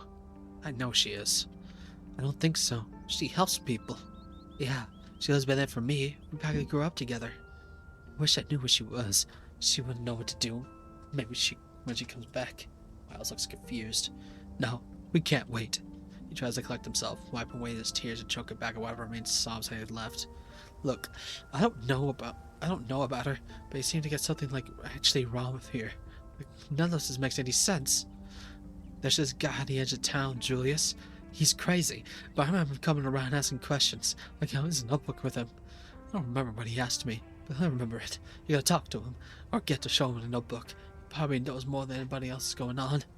I don't want to have that answer to help me, but so I can think straight. I need somebody to do this for me. I don't want to feel like this anymore. Not again. Please. Not again. Do what for you, Miles? You can't know what happened if you don't know what that's all about. I'm lost. We get it. This is stupid. Miles, wait. The young man turns and leaves before getting into further details. Seriously? What the hell is going on here? Why is anyone talking normally? Like everybody's gone insane. Unless I'm going insane. Okay, whatever. I was gonna keep rolling with it, I guess. We have a place to go, so let's go. You would sell make your way down the road and towards Julia's Tremane's farm in search of answers that you hope will finally start to bring things to resolution instead of unearthing even more mysteries. He's either dead or not there. Race to farms without getting arrested, despite being on the. I gotta get arrested? Huh. As you and Stella went through the long way down the road, you feel it. A tingling back in your skull, an urgency, almost like a hand pressing gently forward, with a threat that might become more forceful if you don't comply. Like so much crying. Crying that can only stop if you tend to it. That feeling is strange when you examine it more closely. Contradictory. The cries of a presence that both desires to be alone, yet at the same time needs you in its presence. That sounds like me. That's like me for real, for real. Bring something to this world and needs your help delivering it. Pick up the pace, pulling still along by your hand as your legs take what you need to go. Hey, what's going on? You don't need to tell her the thing. Explaining would only waste time. Right now, you're needed elsewhere. Stella continues to walk, but her words grow faint in the back of your mind. Your attention fixed elsewhere. Your mind ceding control to your feet. And so the trance goes, until it's halted by unlikely sight of familiar figure in the path ahead. Good. You found your way. I knew you would, eventually. Not this guy again. I'm surprised to see the girl is still here.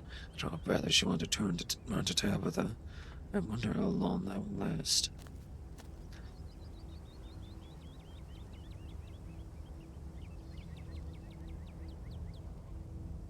Are you gonna come with us? Unfortunately, I can't. Not this time. The witches are most vulnerable now. She's dangerous to me, but not to you. She could hurt you in a way that matters, but you can hurt her. Sounds like you're the one who was able to try to help Amy. You talk a big game, but what have you got even done? Your voice sounds far away. You should be feeling something right now, but you're not. You're too disconnected from your surroundings to be grounded enough to care. Knowing that you speak is a privilege that could be revoked. I can make it so you might never speak again. Now, may I finish? Be careful of the farmer. Good luck. Before you can react, he gives you a hard shove, and your feet are moving of their own accord. Thanks, man. Once you're in front of the other, suddenly the course towards the edge of the woods or whatever might be gone. Hey, who said you could manhandle Amy like that? Next time I see you, better watch out. Stella must still be with you, tailing behind as you march onward, past the trees, into the sunlight clearing the two farmhouse stand. Oh. Oh. You're the Beau's wife, I imagine. And hi, Joan. Oh, sorry, Dr. Kelly. The trees part in the woods, thing you're given with messy patches of scraggly, unseasoned garden and vegetables and seeded between a pair of farmhouse opposite hills. Not that the details are important. Your destination is further than the two structures. Hold on. So there's 6 symbols altogether, which means there's only gonna be either there's gonna be only one more chapter left, or there's gonna be a chapter after. Which, holy shit! This one took about 2 years, I think, to be done, or a little more. I don't know how long this game's been in development, but holy shit, I love this game so fucking much. Black Tabby games, just amazing, truly. Like, no one else could do it like they can. Irma, what's going on? I got paged from the sheriff and nobody's here. Where are the cops? I called him and Captain Beau went missing, and last I heard he wanted to go give Julius a piece of his mind. First the sheriff went to the side of the white deputy, the one in the glasses, but then something happened and there was a gunshot and this awful howling. Weren't like no creature I ever heard. That's when the other dude, the black one, he ran in, the door shut behind him, no one came out since. So I went inside, starting to get concerned. Running out of folks to call for help. Wait, is that Amy and Stella Richmond? What the hell are they doing here? Hi, Dr. Kelly. I don't know what's going on with Amy. It's like she's in a trance or something. I don't know what to do. You're aware this is a crime scene, right? And the cops are all missing? Talking is just noise. The words don't matter. There's a hum in your head, almost like a voice. This one's stronger than the others. You can just barely make out, but you know it would be clearer the closer you get to the stone. You start wandering towards the farmhouse up at the top of the hill. Amy, wait! I must watch Gretchen, okay? But you continue forward. You barely even notice your hands slipping over the doorknob. It's gonna be alright, Irma. We'll get out there, I promise. And now you're inside. Oh my god! Holy fuck! Sure to hug me down to the middle of the room. An axe attached to some strange mechanism in the ceiling and bent in his face. It's like Dead by Daylight, holy shit. All of his corpse an imitation of life. Jesus. Careful, Joan. There are traps all over this damn place. Oh my god, why is it always head? Why is it always the head? I gotta get out of here. I gotta... Destiny pulls the door, but the weave of the fibrous tendrils holds it shut. It would seem that the same forces let you all in and refuse to let anyone leave. Take a deep breath, Stella. Stay right here where you are. We're gonna get you out of here. We're all gonna get out of here. Okay.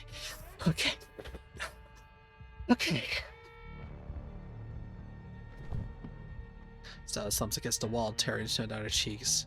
Past the body, you can see a giant pumpkin through the... It's the pumpkin. Oh, Stella. Poor baby. But poor Stella. That word was the breadcrumbs leading towards the basement stairs. What's going on here? Dirksen, is the doc here yet? Is the doc here yet? We need medical professionals down here. Oh. His voice is coming from the basement. That's where you need to be. He's been shot, Joan. I think you better call somebody. Doctor's here. The doctor's here? Julius, if you didn't see what... You should let her come down. You don't let the officer down here, do you? I'm not the one blocking the scares. I'm not the one you gotta convince. Won't be blocked from you. The stone Matsu here. Everybody shut up! Avery, that's your name, right? Get pressure on that wound. Yes, ma'am. Get away from him, kid. But the doctor... I don't care. Let him bleed. You're only making this problem yourself, Trevor man. Dr. Kelly quickly pulls out her phone. Damn it, there's no signal in here. What the hell am I supposed to do? But you already know what to do. You're vaguely aware that the Officer Dex is trying to stop you, but he's too nervous to take a step. Reach the basement door and start to claw the weird fleshy vines blocking your way. They're strong, but they're relenting under your touch, welcoming you down below. Avery! Oh my god, everyone's here. Who the... So you're trying to undermine me, witch? Should have known you're trying to find your way around the rules. You've trapped the town. This is what everyone wanted. You should notify the deal before this gets any worse. It's just unhappy. I don't think anyone like that would be so opinionated. I have a plan to placate it. If a one lays broken body, you can have one. Then we'll see if it feels cheated enough to hold a grudge. It's not too late, Eggnog. You can let Eddie have the baby. You can let Eddie have a baby and your family go back to normal, happy and unburdened. Clean everything up. It'd be like nothing happened. I'll even leave town. Lifted the fag? That's what you wanted all along, wasn't it? This whole ordeal was just absurd of you to have access to it. Well, I know better than to hand hands of power to you, Verna. Hey. You're not dead, are you?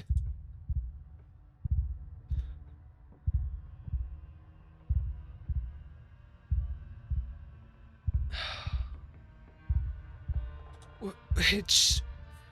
Vernia. Who the fuck is Vernia? The only witch I know is Sybil. That's everyone who already fucked her, that's enough. She's got another thing coming up. She thinks, come back to our deal now. Again, what she promised me. Oh, well, I want to sit you here, son, and I'll show you how you do it, so don't even try. Hey, now, nobody has to get shot. Nobody else, I mean. Sorry, Franklin. What are you sorry for? You're not the shooter. Or the one who got shot. I forgot what Franklin looks like. Oh, fuck me. Oh, Bo. Oh my god. Oh, yeah. You vision fully focusing your mind and once again your own. Avery watches you furtively across the room. The man, Julius, holds a gun, the silent threat. Franklin clutches a nasty wound on his hide. Blood spilling into the dirt in the finished basement. In the corner is Bo. Something's attached to him. Oh, wants me. His pain is insulations. Bo is still breathing, but doesn't look well. The stone brought you here, just stuck in the middle of another nightmare. Andy, we can't get you. The door's still shut. Iris yells at you, her voice is faint, barely audible now that the thickened roots and the vines block your escape. I don't like how it keeps doing that. Let's bring Amy into speed. Julius. She looks like she's shell-shocked. Where do I fucking begin? Alright. So the witch, I caught her doing some shit she shouldn't be doing. She offered me a deal if I kept it to myself. Always wanted to raise a boy of my own. God never saw fit to give me a chance. She gave me the means to right that injustice. So this is what this is, huh? Only it obviously didn't quite go as it's supposed to. Calories interfered, just like always. Made it so I had to hatch him early. Then he was ready. Then he came out and ate hungry. Too hungry for me to handle. The same thing happened to fucking Reese. He kept trying to get at me. I tried to rope it down here. Been stuck at the same fucking Wednesday night. Damn roots won't let me leave. They've clogged up the trade, so I won't be able to call that witch and get her to make things right. I'm a man of preparedness. Figured I could wait it out until Bo here decided to trespass. Guess he only lost a tussle with my boy, and the two of them wound up down here with me. And that about sums it up. I guess in the end, it's only fair. A son for a son. And birth is never ever pretty, isn't it? It's like doing old-fashioned way. It's like sunshine and roses. I just hope he ends up looking more like a person when he's done cooking. I don't give a shit about your story, Trum. I mean, none of that gives you a reason to shoot a cop. Self-defense. Castle doctrine.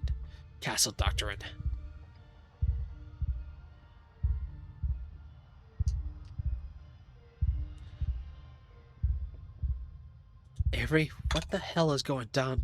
What's going on down here? You don't have to answer, kid. I don't need my business explained to every stranger who just has to pay a visit.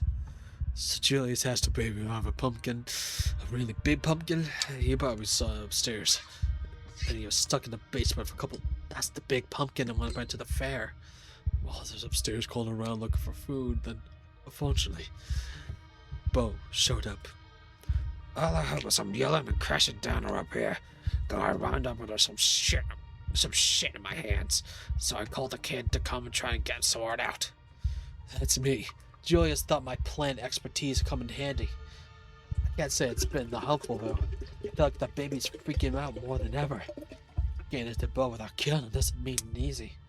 Or possible. Would have been easier if everybody in town had decided to show up uninvited. And why is Stephanie Franklin shot? All I did was walk in. You can't just walk into a man's house and expect to run into the place. You were already getting pulled out your gun. I was defending myself.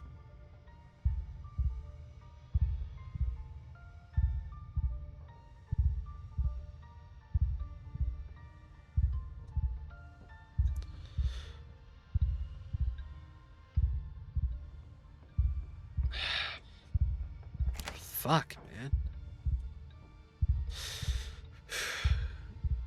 You don't need to threaten anybody. It's just talk, okay? Why would I need to do day talking? The way I see it, I'm the man with the gun and the guts to use it. So how about I'll just sit quietly till it's over? Then we can go home and nobody else can get hurt. Except Bo, He's already dead, kid. My boy's beat up fair and square. Best you see it that way. Listen closer. You need to see something. You clearly you need something. You look up about the witch. You want to know where she is? I can tell you where to find her. None of you does anything stupid, then I'll tell you where I know. Sound fair? Constantly interrupted by Bo shifting uncomfortably as the creature lets out a guttural moan. so what? We're just wait until this Carlo kid dies? That's exactly right. My kids get born and we all forget this ever happened.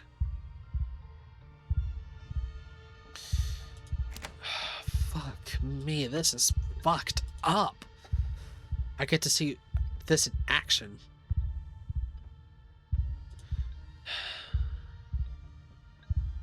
Does your son have a name? You don't name a kid till it's after it's born. Even I know that. Bad luck if you do it early.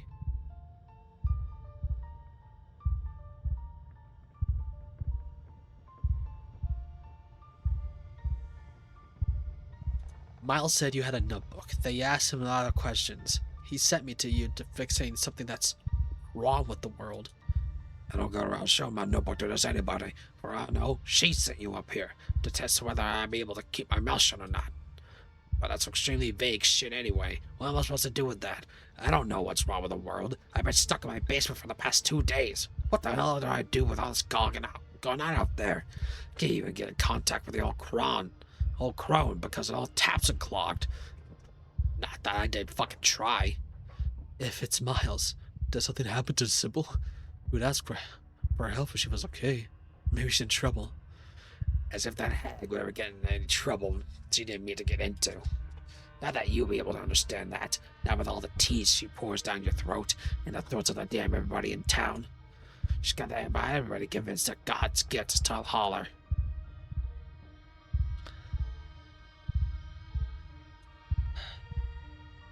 Why'd you even want a kid? Like I need to explain myself to you. You make a habit going around asking everybody why they have kids.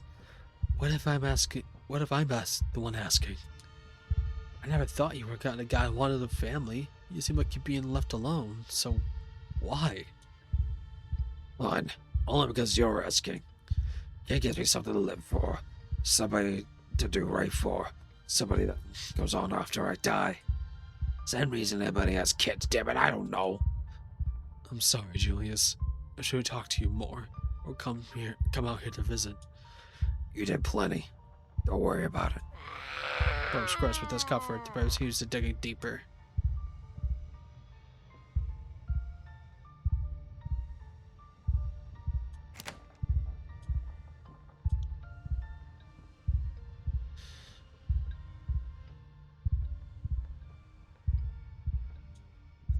The way brings you to a limit, it brings you to past it. Move quickly, diving across the small room, scooping the shears on the floor as you zero in on Bo and the thing slowly eating its way through him. Hey! The shear comes down the thing, piercing its unnaturally soft chest. But fuck! Bo's swollen blood pours out of the orifice of the thick sludge. Bo gasps as it was him you've stabbed. The thick veins under his skin expanding, writhing. No! You'll pay for this! You whirl around and see the gun train on you, your heart freezing to split second under terror. Regular stumbles forward, trying to reach for his gun, but unstable, but unable to stop a cry for pain. Juliet's attention is pulled away from you, towards the sorry sight of the cop trying to desperately wield a pistol. Julius, we're not killing anybody! Just give me the... The gun goes off. Dive to the floor. Panicked, your eyes rain uncomfortably. No more shots follow. Open your eyes, reach out into the gloom. Oh no! Oh, Avery, fuck! Shit, no, not you, kid. Avery gasps at the ground near Bo. The padded shirt stained with her own blood. What have I done? First the boy, now you. He raises the gun to his head. Oh my god, no! No one left to do better than this. Julius. But whatever Avery's about to say is silenced as Julius pulls the trigger. Once again, the world feels quiet after a moment. Gunshot. Julius' body slumps against the wall, lump and dead. A bullet hole smothered to his temple. God fucking riddance. Goes attempts to try to summon a horrific human gurgling, punctuate the groans of human agony. The scene did not quite manage to finish the job. Move it before it grabs him again.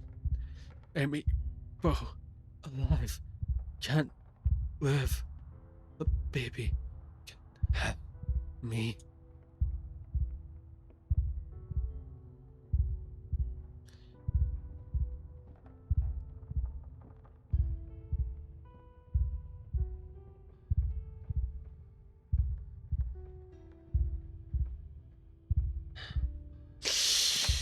Fuck me.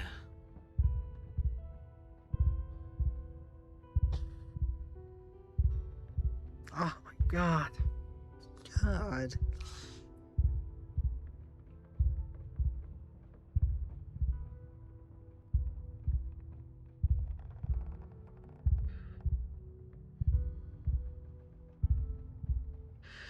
But that didn't fix you. You might even be dying.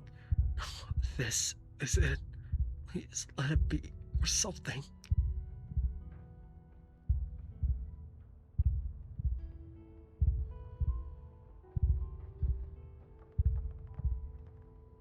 Avery, I'm so sorry, but this thing has to fucking die.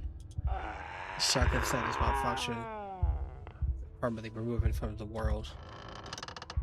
Last connection to this womb has been severed. The house groans unnaturally, straining as the meat and eventually the walls dies. The faucet in the corner room, finally unclogged, bursts to life, and the water pours out onto the dirt floor, mixing with fresh blood and tissues into a charnel slurry. And the vines blocking the door go slack. We'll be okay, kid. I've held out this long. You can too. Area's quiet now. Words are too strenuous. Kid. Your hands are wet. The water is spreading pool around you, making the floor slippery with mud. Somebody, Carol, call the doctor. Doc, you still up there? Room's clear. Doctor rushes down the unblocked stairs, her eyes wide with horror as the scene in the basement. What the hell happened down here? Bo, can you hear me? Am I getting a jerk-up? I've been shot as well, ma'am. Tiny kid, every two. Need a hospital. Better make some calls. Everett, stay with me.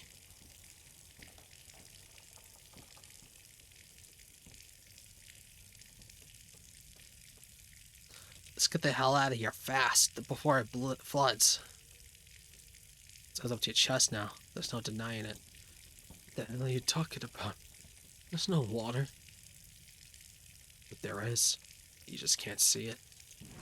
Because its words are swallowed by the flood. What? You feel like you're choking.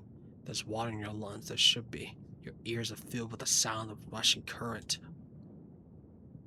What the fuck? What? It's... What the fuck? What? What? Different cursor? Different... This... What the fuck? Everything's... What? It's cold. It's dark. There's people screaming elsewhere. What the fuck? There's bodies in the water with you. They're all dead. 1,000 corpses, 1,000 homes, all torn to pieces. But the flood recedes. It hasn't happened yet. You are the mother of a daughter, and your daughter has told you about her terrible dream. Oh, his eyeball. It's going to kill everyone. You're not the one who had the vision. Not yet. It only has been described to you by the daughter who has been teaching as your mother taught you. You're the only one who can stop it, Mother, but you won't be strong enough. Your words are heavy. What the fuck? This is an entirely different game. Oh boy. Oh, what the fuck is going on now?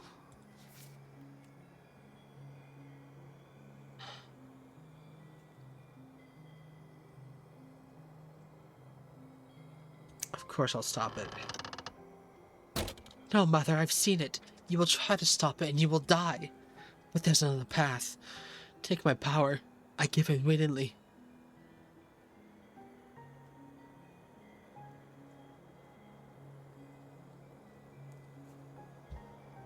But I want you to be your own person. I can't do this to you.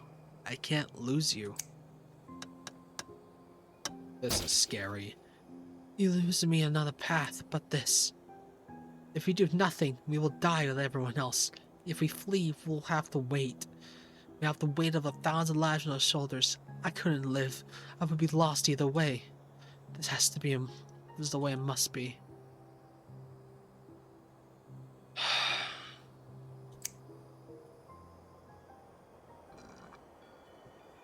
Oh my god. You accept your daughter's decision. She is not the child she once was. And there's a confidence in her that you have no choice but to respect. You take her back. Her powers become yours. The flood does not come. The village is saved, and no one ever knows the sacrifice was made for their lives. No one but you. What the fuck is what is going on? Years have passed. You're outlined to everyone else needs to know. You move on. You met new people. You start a new life. You have another daughter. This time, the vision is yours. The piece of your first daughter that lives in your shows what is coming. Rotting bodies in the streets, the smell of sickness in the wind, church bells ring, and the endless parade of funerals, an entire city whose gates will never reopen. Everyone inside the walls fall into the curse of the plague. You are among their number. Your body is no longer strong enough to heal it itself. You are not enough to stop it. Not as you are. You kill another daughter. There's another path, a narrow thread. If you were stronger, you could tug at it and unravel a tapestry of the future. No. Mother, what's wrong? Your daughter will never be as strong as you are, after what you had to do. But she still carries her own strength. Enough.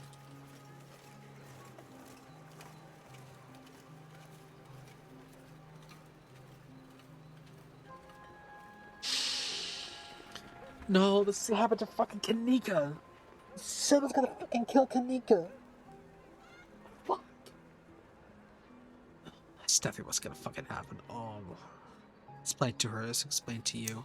You tell her what's coming. You explain what she has to give up. What you both have to give up. You love your daughter after all. You will miss her as you miss your first daughter. She is angry. Even when you try to explain she'll be part of you, she won't die. She cries and cries as she tries to run away from you. Fate is tempted to cut loose thread.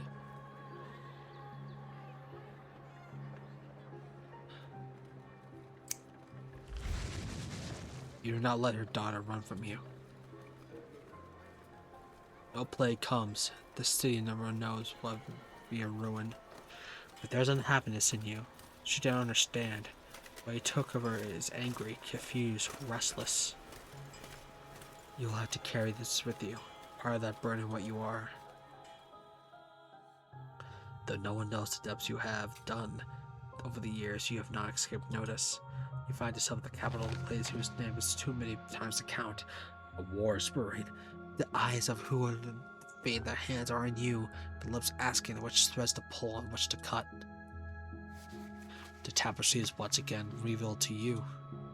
The war rages, it never stops raging, bleeding that spans generations, children born to die, decades of pain that leave raw wound in the world. Ends before it begins. If you die for the sake of the many, you could guide powerful hands to crush those behind these crushing. Only if you have more power of your own. You call your daughter to you. You raised differently these days. The discord left of the regulate daughter taught you a permanent lesson. Don't need convincing anymore. They are ready to return to you whenever you need them.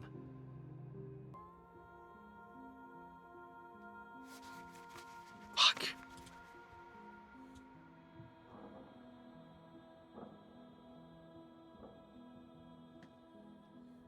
I'm reading it right. Daughter joins her sisters easily, as she has been trained to do. You're the only one who will remember her sacrifice and her name. And a small rebellion is crushed before it becomes revolution. The people in power are happy. Worry in this. You leave. You don't want to see any more visions of war. You set your sights on the place where there are no kings. And yet, even an ocean away, power finds you. A man of aspirations, anyone can hold power here. You have discovered, if they're vicious enough to want it, the hunger in him senses the power in you, and for a time, you humor him. You allow him to give him a life of comfort, you and your daughter. You don't see a future where he ever grows more powerful than you can manage, not until the vision comes.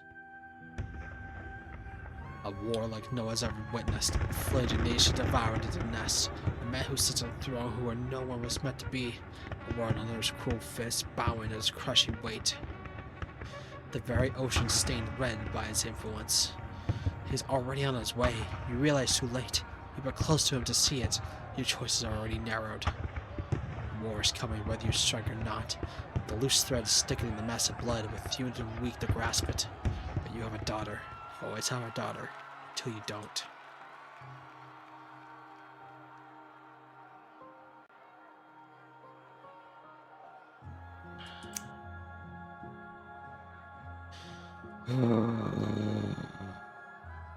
This is feeling all too familiar.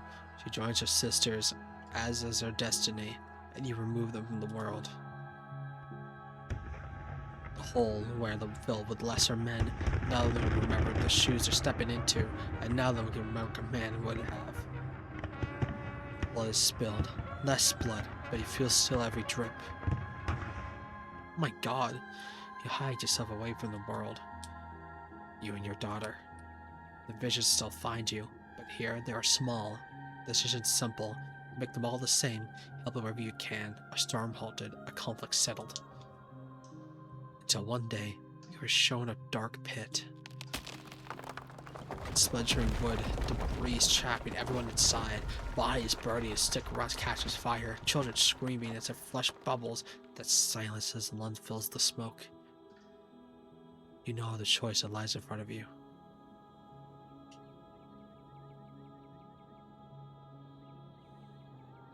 Not this time. You take your daughter's hand and look into her eyes. Same symbolize. They're green like yours. You don't want to do it this time. Yep. You stare at the hills together as a plum to smoke. This is the mines. But you can't hear the screams from here. You assume you will die one day, like anyone else. After all, you're long past due. Maybe you'll be lucky enough to know your grandchildren before you go. The man comes with him a vision. He's already decided. He's bringing something here, something ravenous that doesn't belong. Has been pressing the edges of the world, trying to find a way in. It has its way now, whether you help him or not. More of a thread you follow comes to focus, and the first time, you follow beyond your death. Disaster after disaster, crisis after crisis, thousands of years of little cuts you weren't there to mend. On and on it goes, longer you're hoping to follow. It's tall, eternal, and capable. But there's a new thread too. If you're patient enough, if you're strong enough, when your finally moment comes, you do everything right, you could devour this thing that sits in the outside the world. And it'll give you so much power that you'll never have to take back a daughter again. You can fix as many things as you'd like to care to fix. Floods, plagues, wars, kings. You look into your green eyes, so much like yours.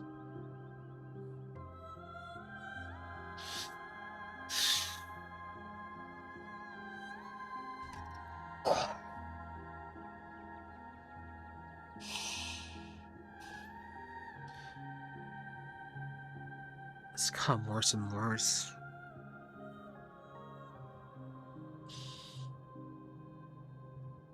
But you did.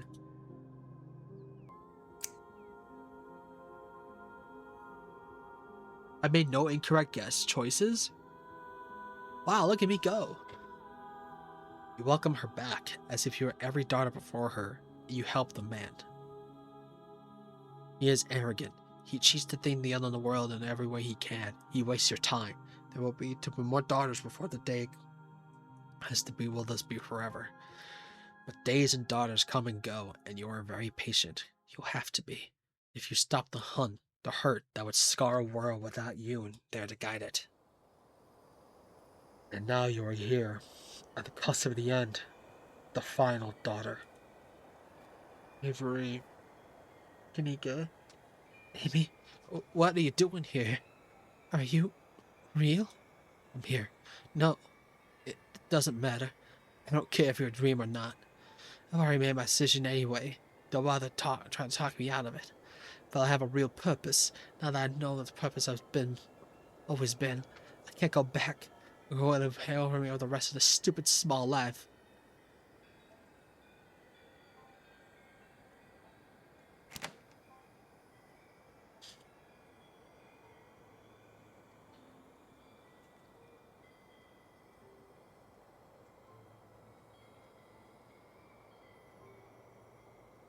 Everyone's already forgot about you, Kanika. It's like you didn't exist. That's okay. It's all part of this. I'm surprised you're able to remember. It's kind of nice to think even one other person might remember me while I'm gone. But it's okay to forget too. Once it's all said and done, no need to be remembered. What's the decision? Did you not just get through the whole life story? Was it just me? Look, I'm going to do what I'm born to do. I was going to save lives, Amy. Well, there's most people in a lifetime.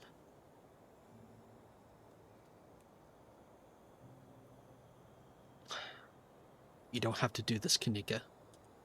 Yes, I do. Is that what's going on if I don't? What am I supposed to do? Go back to my normal life after this? Knowing how my people are going to suffer through the generations because I was too selfish to save them? How could I even live with myself?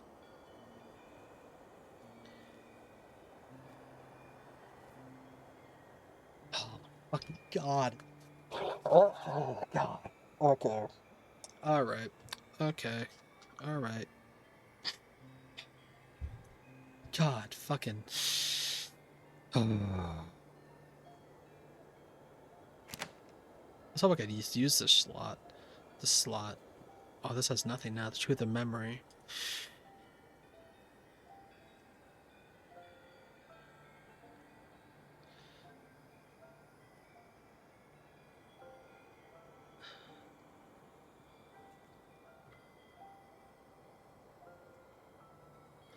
The same way any of us do.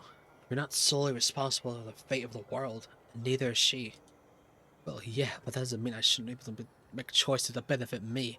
Sometimes people have to make decisions that hurt them more than do most good. People have to pay taxes or donate kidneys or, things are unpleasant, but people make the world work. I'm happy to do this. I am. So it convince me I'm not.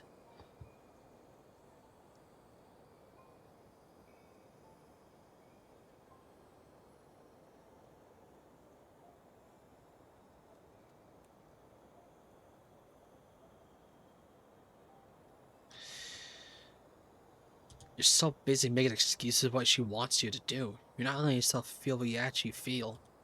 My feelings don't matter anymore, Amy. No, I can't. Quiet, dear. There's no need to let Amy talk into circles. You're not the right answer I can remember. I don't know anymore. Amy, you have no idea what kind of danger you're putting yourself in by being here.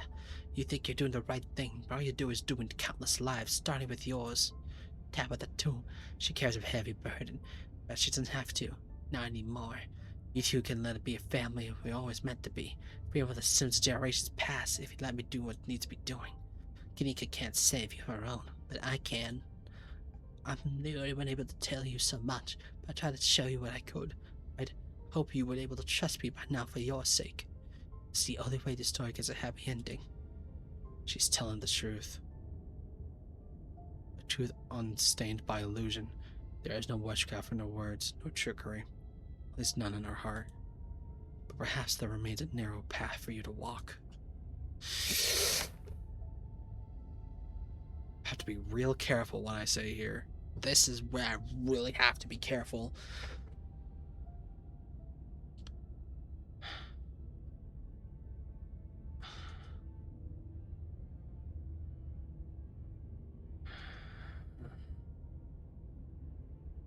Of course, the scratching on the walls. This is one of us four. Amy, no, you don't know what you're... You don't know how to speak it. The thought of it being sound on your lips, the name forcing its way out, yearning to be free from your mind and use the dagger it is. Oh! The dagger tears into her. Oh my fucking god. This is really beautiful. Holy shit. Everything is not her pours out the delicate tapestry of existence, the parts of her arranged so neatly scattering that voices fill the dream around you, confusing as they carefully order her is a pendant. A single dangling thread comes into focus. Amy, wait. You can see now how this will benefit you because you don't understand the danger you're in. Your enemies have made sure you can't, not until it's too late. I'm the only one who wants to see you walk free, but I understand why you wouldn't trust me. Of course I do. I've had a weed on my little lies as part of the ridiculous game, but no, I'm not lying now. But if you don't believe a word I've said for your own safety, I'll give you something else too, something you need. It's not fair what Charlie did to you, but it had to be done, of course. He couldn't stay where he was, but I can take all the burden. I can give you back your youth, your health. All you need to finish what I started.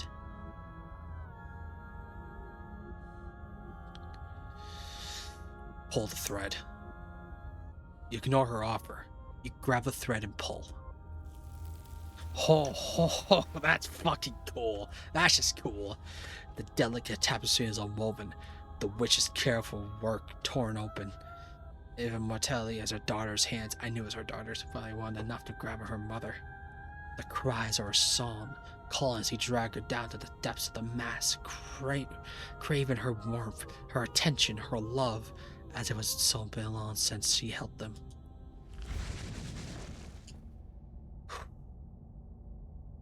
The tapestry weaves itself to shut around her. The cries grow quiet, sated. The witch is gone. Kanika catches her breath in the space occupied by her sisters. Now she stands alone. Oh, she's not really alone. Not anymore. And never will she be. She wears the weave with all the generations of power. Someone has to. What did you do to me?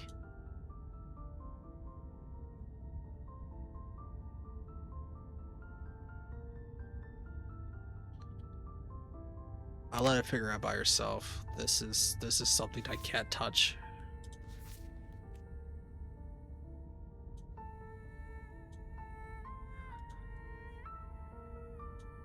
I can feel her in here with all the others. She's quiet now, which means I'm in charge. This is insane. Mads is supposed to be real. She never told me anything or taught me anything. Now what? I'm supposed to be able to step into her shoes and figure out how to save the town? How can I save it if I don't even know what's wrong with it? God, this is so much pressure. I never asked for this. I don't think I can handle it.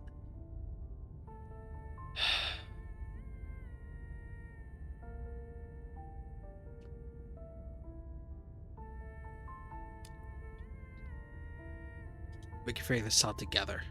That's why we've been doing this all week, remember? You're right. You're right. We can figure this out. You made all of what you hear and did whatever you just did. Nothing's too much for us to handle. She takes a deep breath, collecting herself. We'll just have to take one step at a time. First step, figure out how to get out of here. It's weird. Everything felt separate before, like I couldn't hold on to anything. Now it seemed like I could pull it all together, where all the seams are. So if I just... You don't see whatever she's doing. The world around you goes dark. You're moving, like a current is carrying the same somewhere, buoying you upwards. Your body ascending rapidly until you surface. Where the fuck am I? Oh shit! We're at the trash heap. You're outside. It's raining. You have no idea where you are. Tulip? Janie?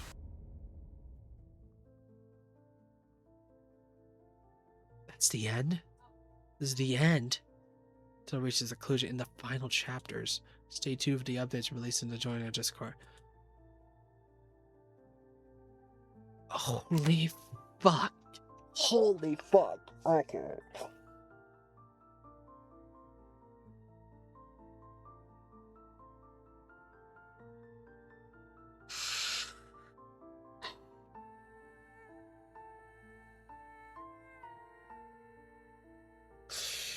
Abby, fucking Abby and Tony Howard, you guys did a fucking amazing work. Holy shit. That was Abby, as always, amazing fucking art. Tony and Abby, amazing story arc as always. And goddamn, everyone did so. These two make such wonderful shit. It doesn't feel appreciated as much as they should, you know? Like, this.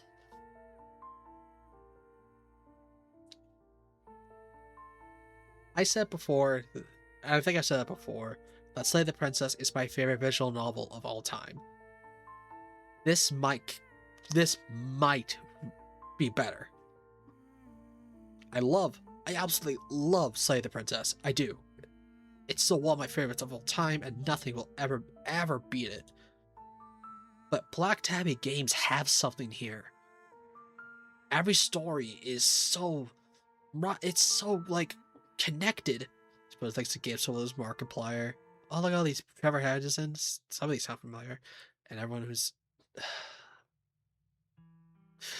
just fucking goddamn. Just okay. I need to put my thoughts in. I know the game isn't over yet. It's not. Final chapters. Probably means only 2 left because based on the signals, there's 2 signals left. There's 1 signals left, which means the next one probably is the one. But holy fuck, chapter 5 really took shit. Like, it really took shit you don't expect and just throw it out. Makes sense it took so long to make. Holy fuck. That was like the best 2.5 hours I think I don't know how to put in words. I don't know. Each chapter just kept getting better and better. I loved all the characters in it, even the ones that you never talk to or barely talk to, at least in one run. I definitely need to make a new run someday and do different choices to see how things go. I can't be evil. I can't do that. That's impossible for me. But holy fuck, that was amazing work. Just I just can't wait for whenever chapter 5 comes out. Chapter 5, I mean not chapter 5, chapter 6. Chapter 6 is gonna be so fucking good. Like, if this was beyond any expectations I think I've ever had. And even if I had them, nope, completely gone. Oh my god. I'm not the best when it comes to putting out words that I mean. But just know that this is if I had a top, this is definitely top games of all time for me. Them being Portal 2, Stanley Parable, obviously Slay the Princess, and now Scarlet Hollow. Genuinely so good. And the fact that I've gotten what was it? Make no incorrect choices. Which that could have gone so much worse if the prophecies weren't right. Because it seems like I had to do it by what she was thinking, and that's exactly what I did. I did based on what she was thinking on those. Oh my god. I'm hoping I can do a Kanika flirting thing, but I don't know what will happen. But I think I need to watch something. I need to do something right now. I don't know what to do. Let me see if I can get something real quick. See if I can get a game or something, or get a thing rolling by.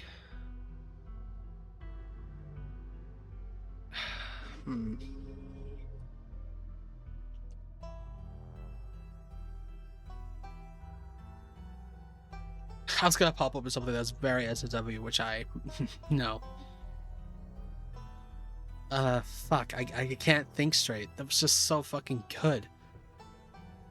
For the recording, and that's probably the end of this. I'm probably still gonna stream more after this. So, but thank you guys so much for watching. And if you have more, if any visual novel games or games in general you recommend me, I will definitely look into it. But thank you so much for watching, and take care.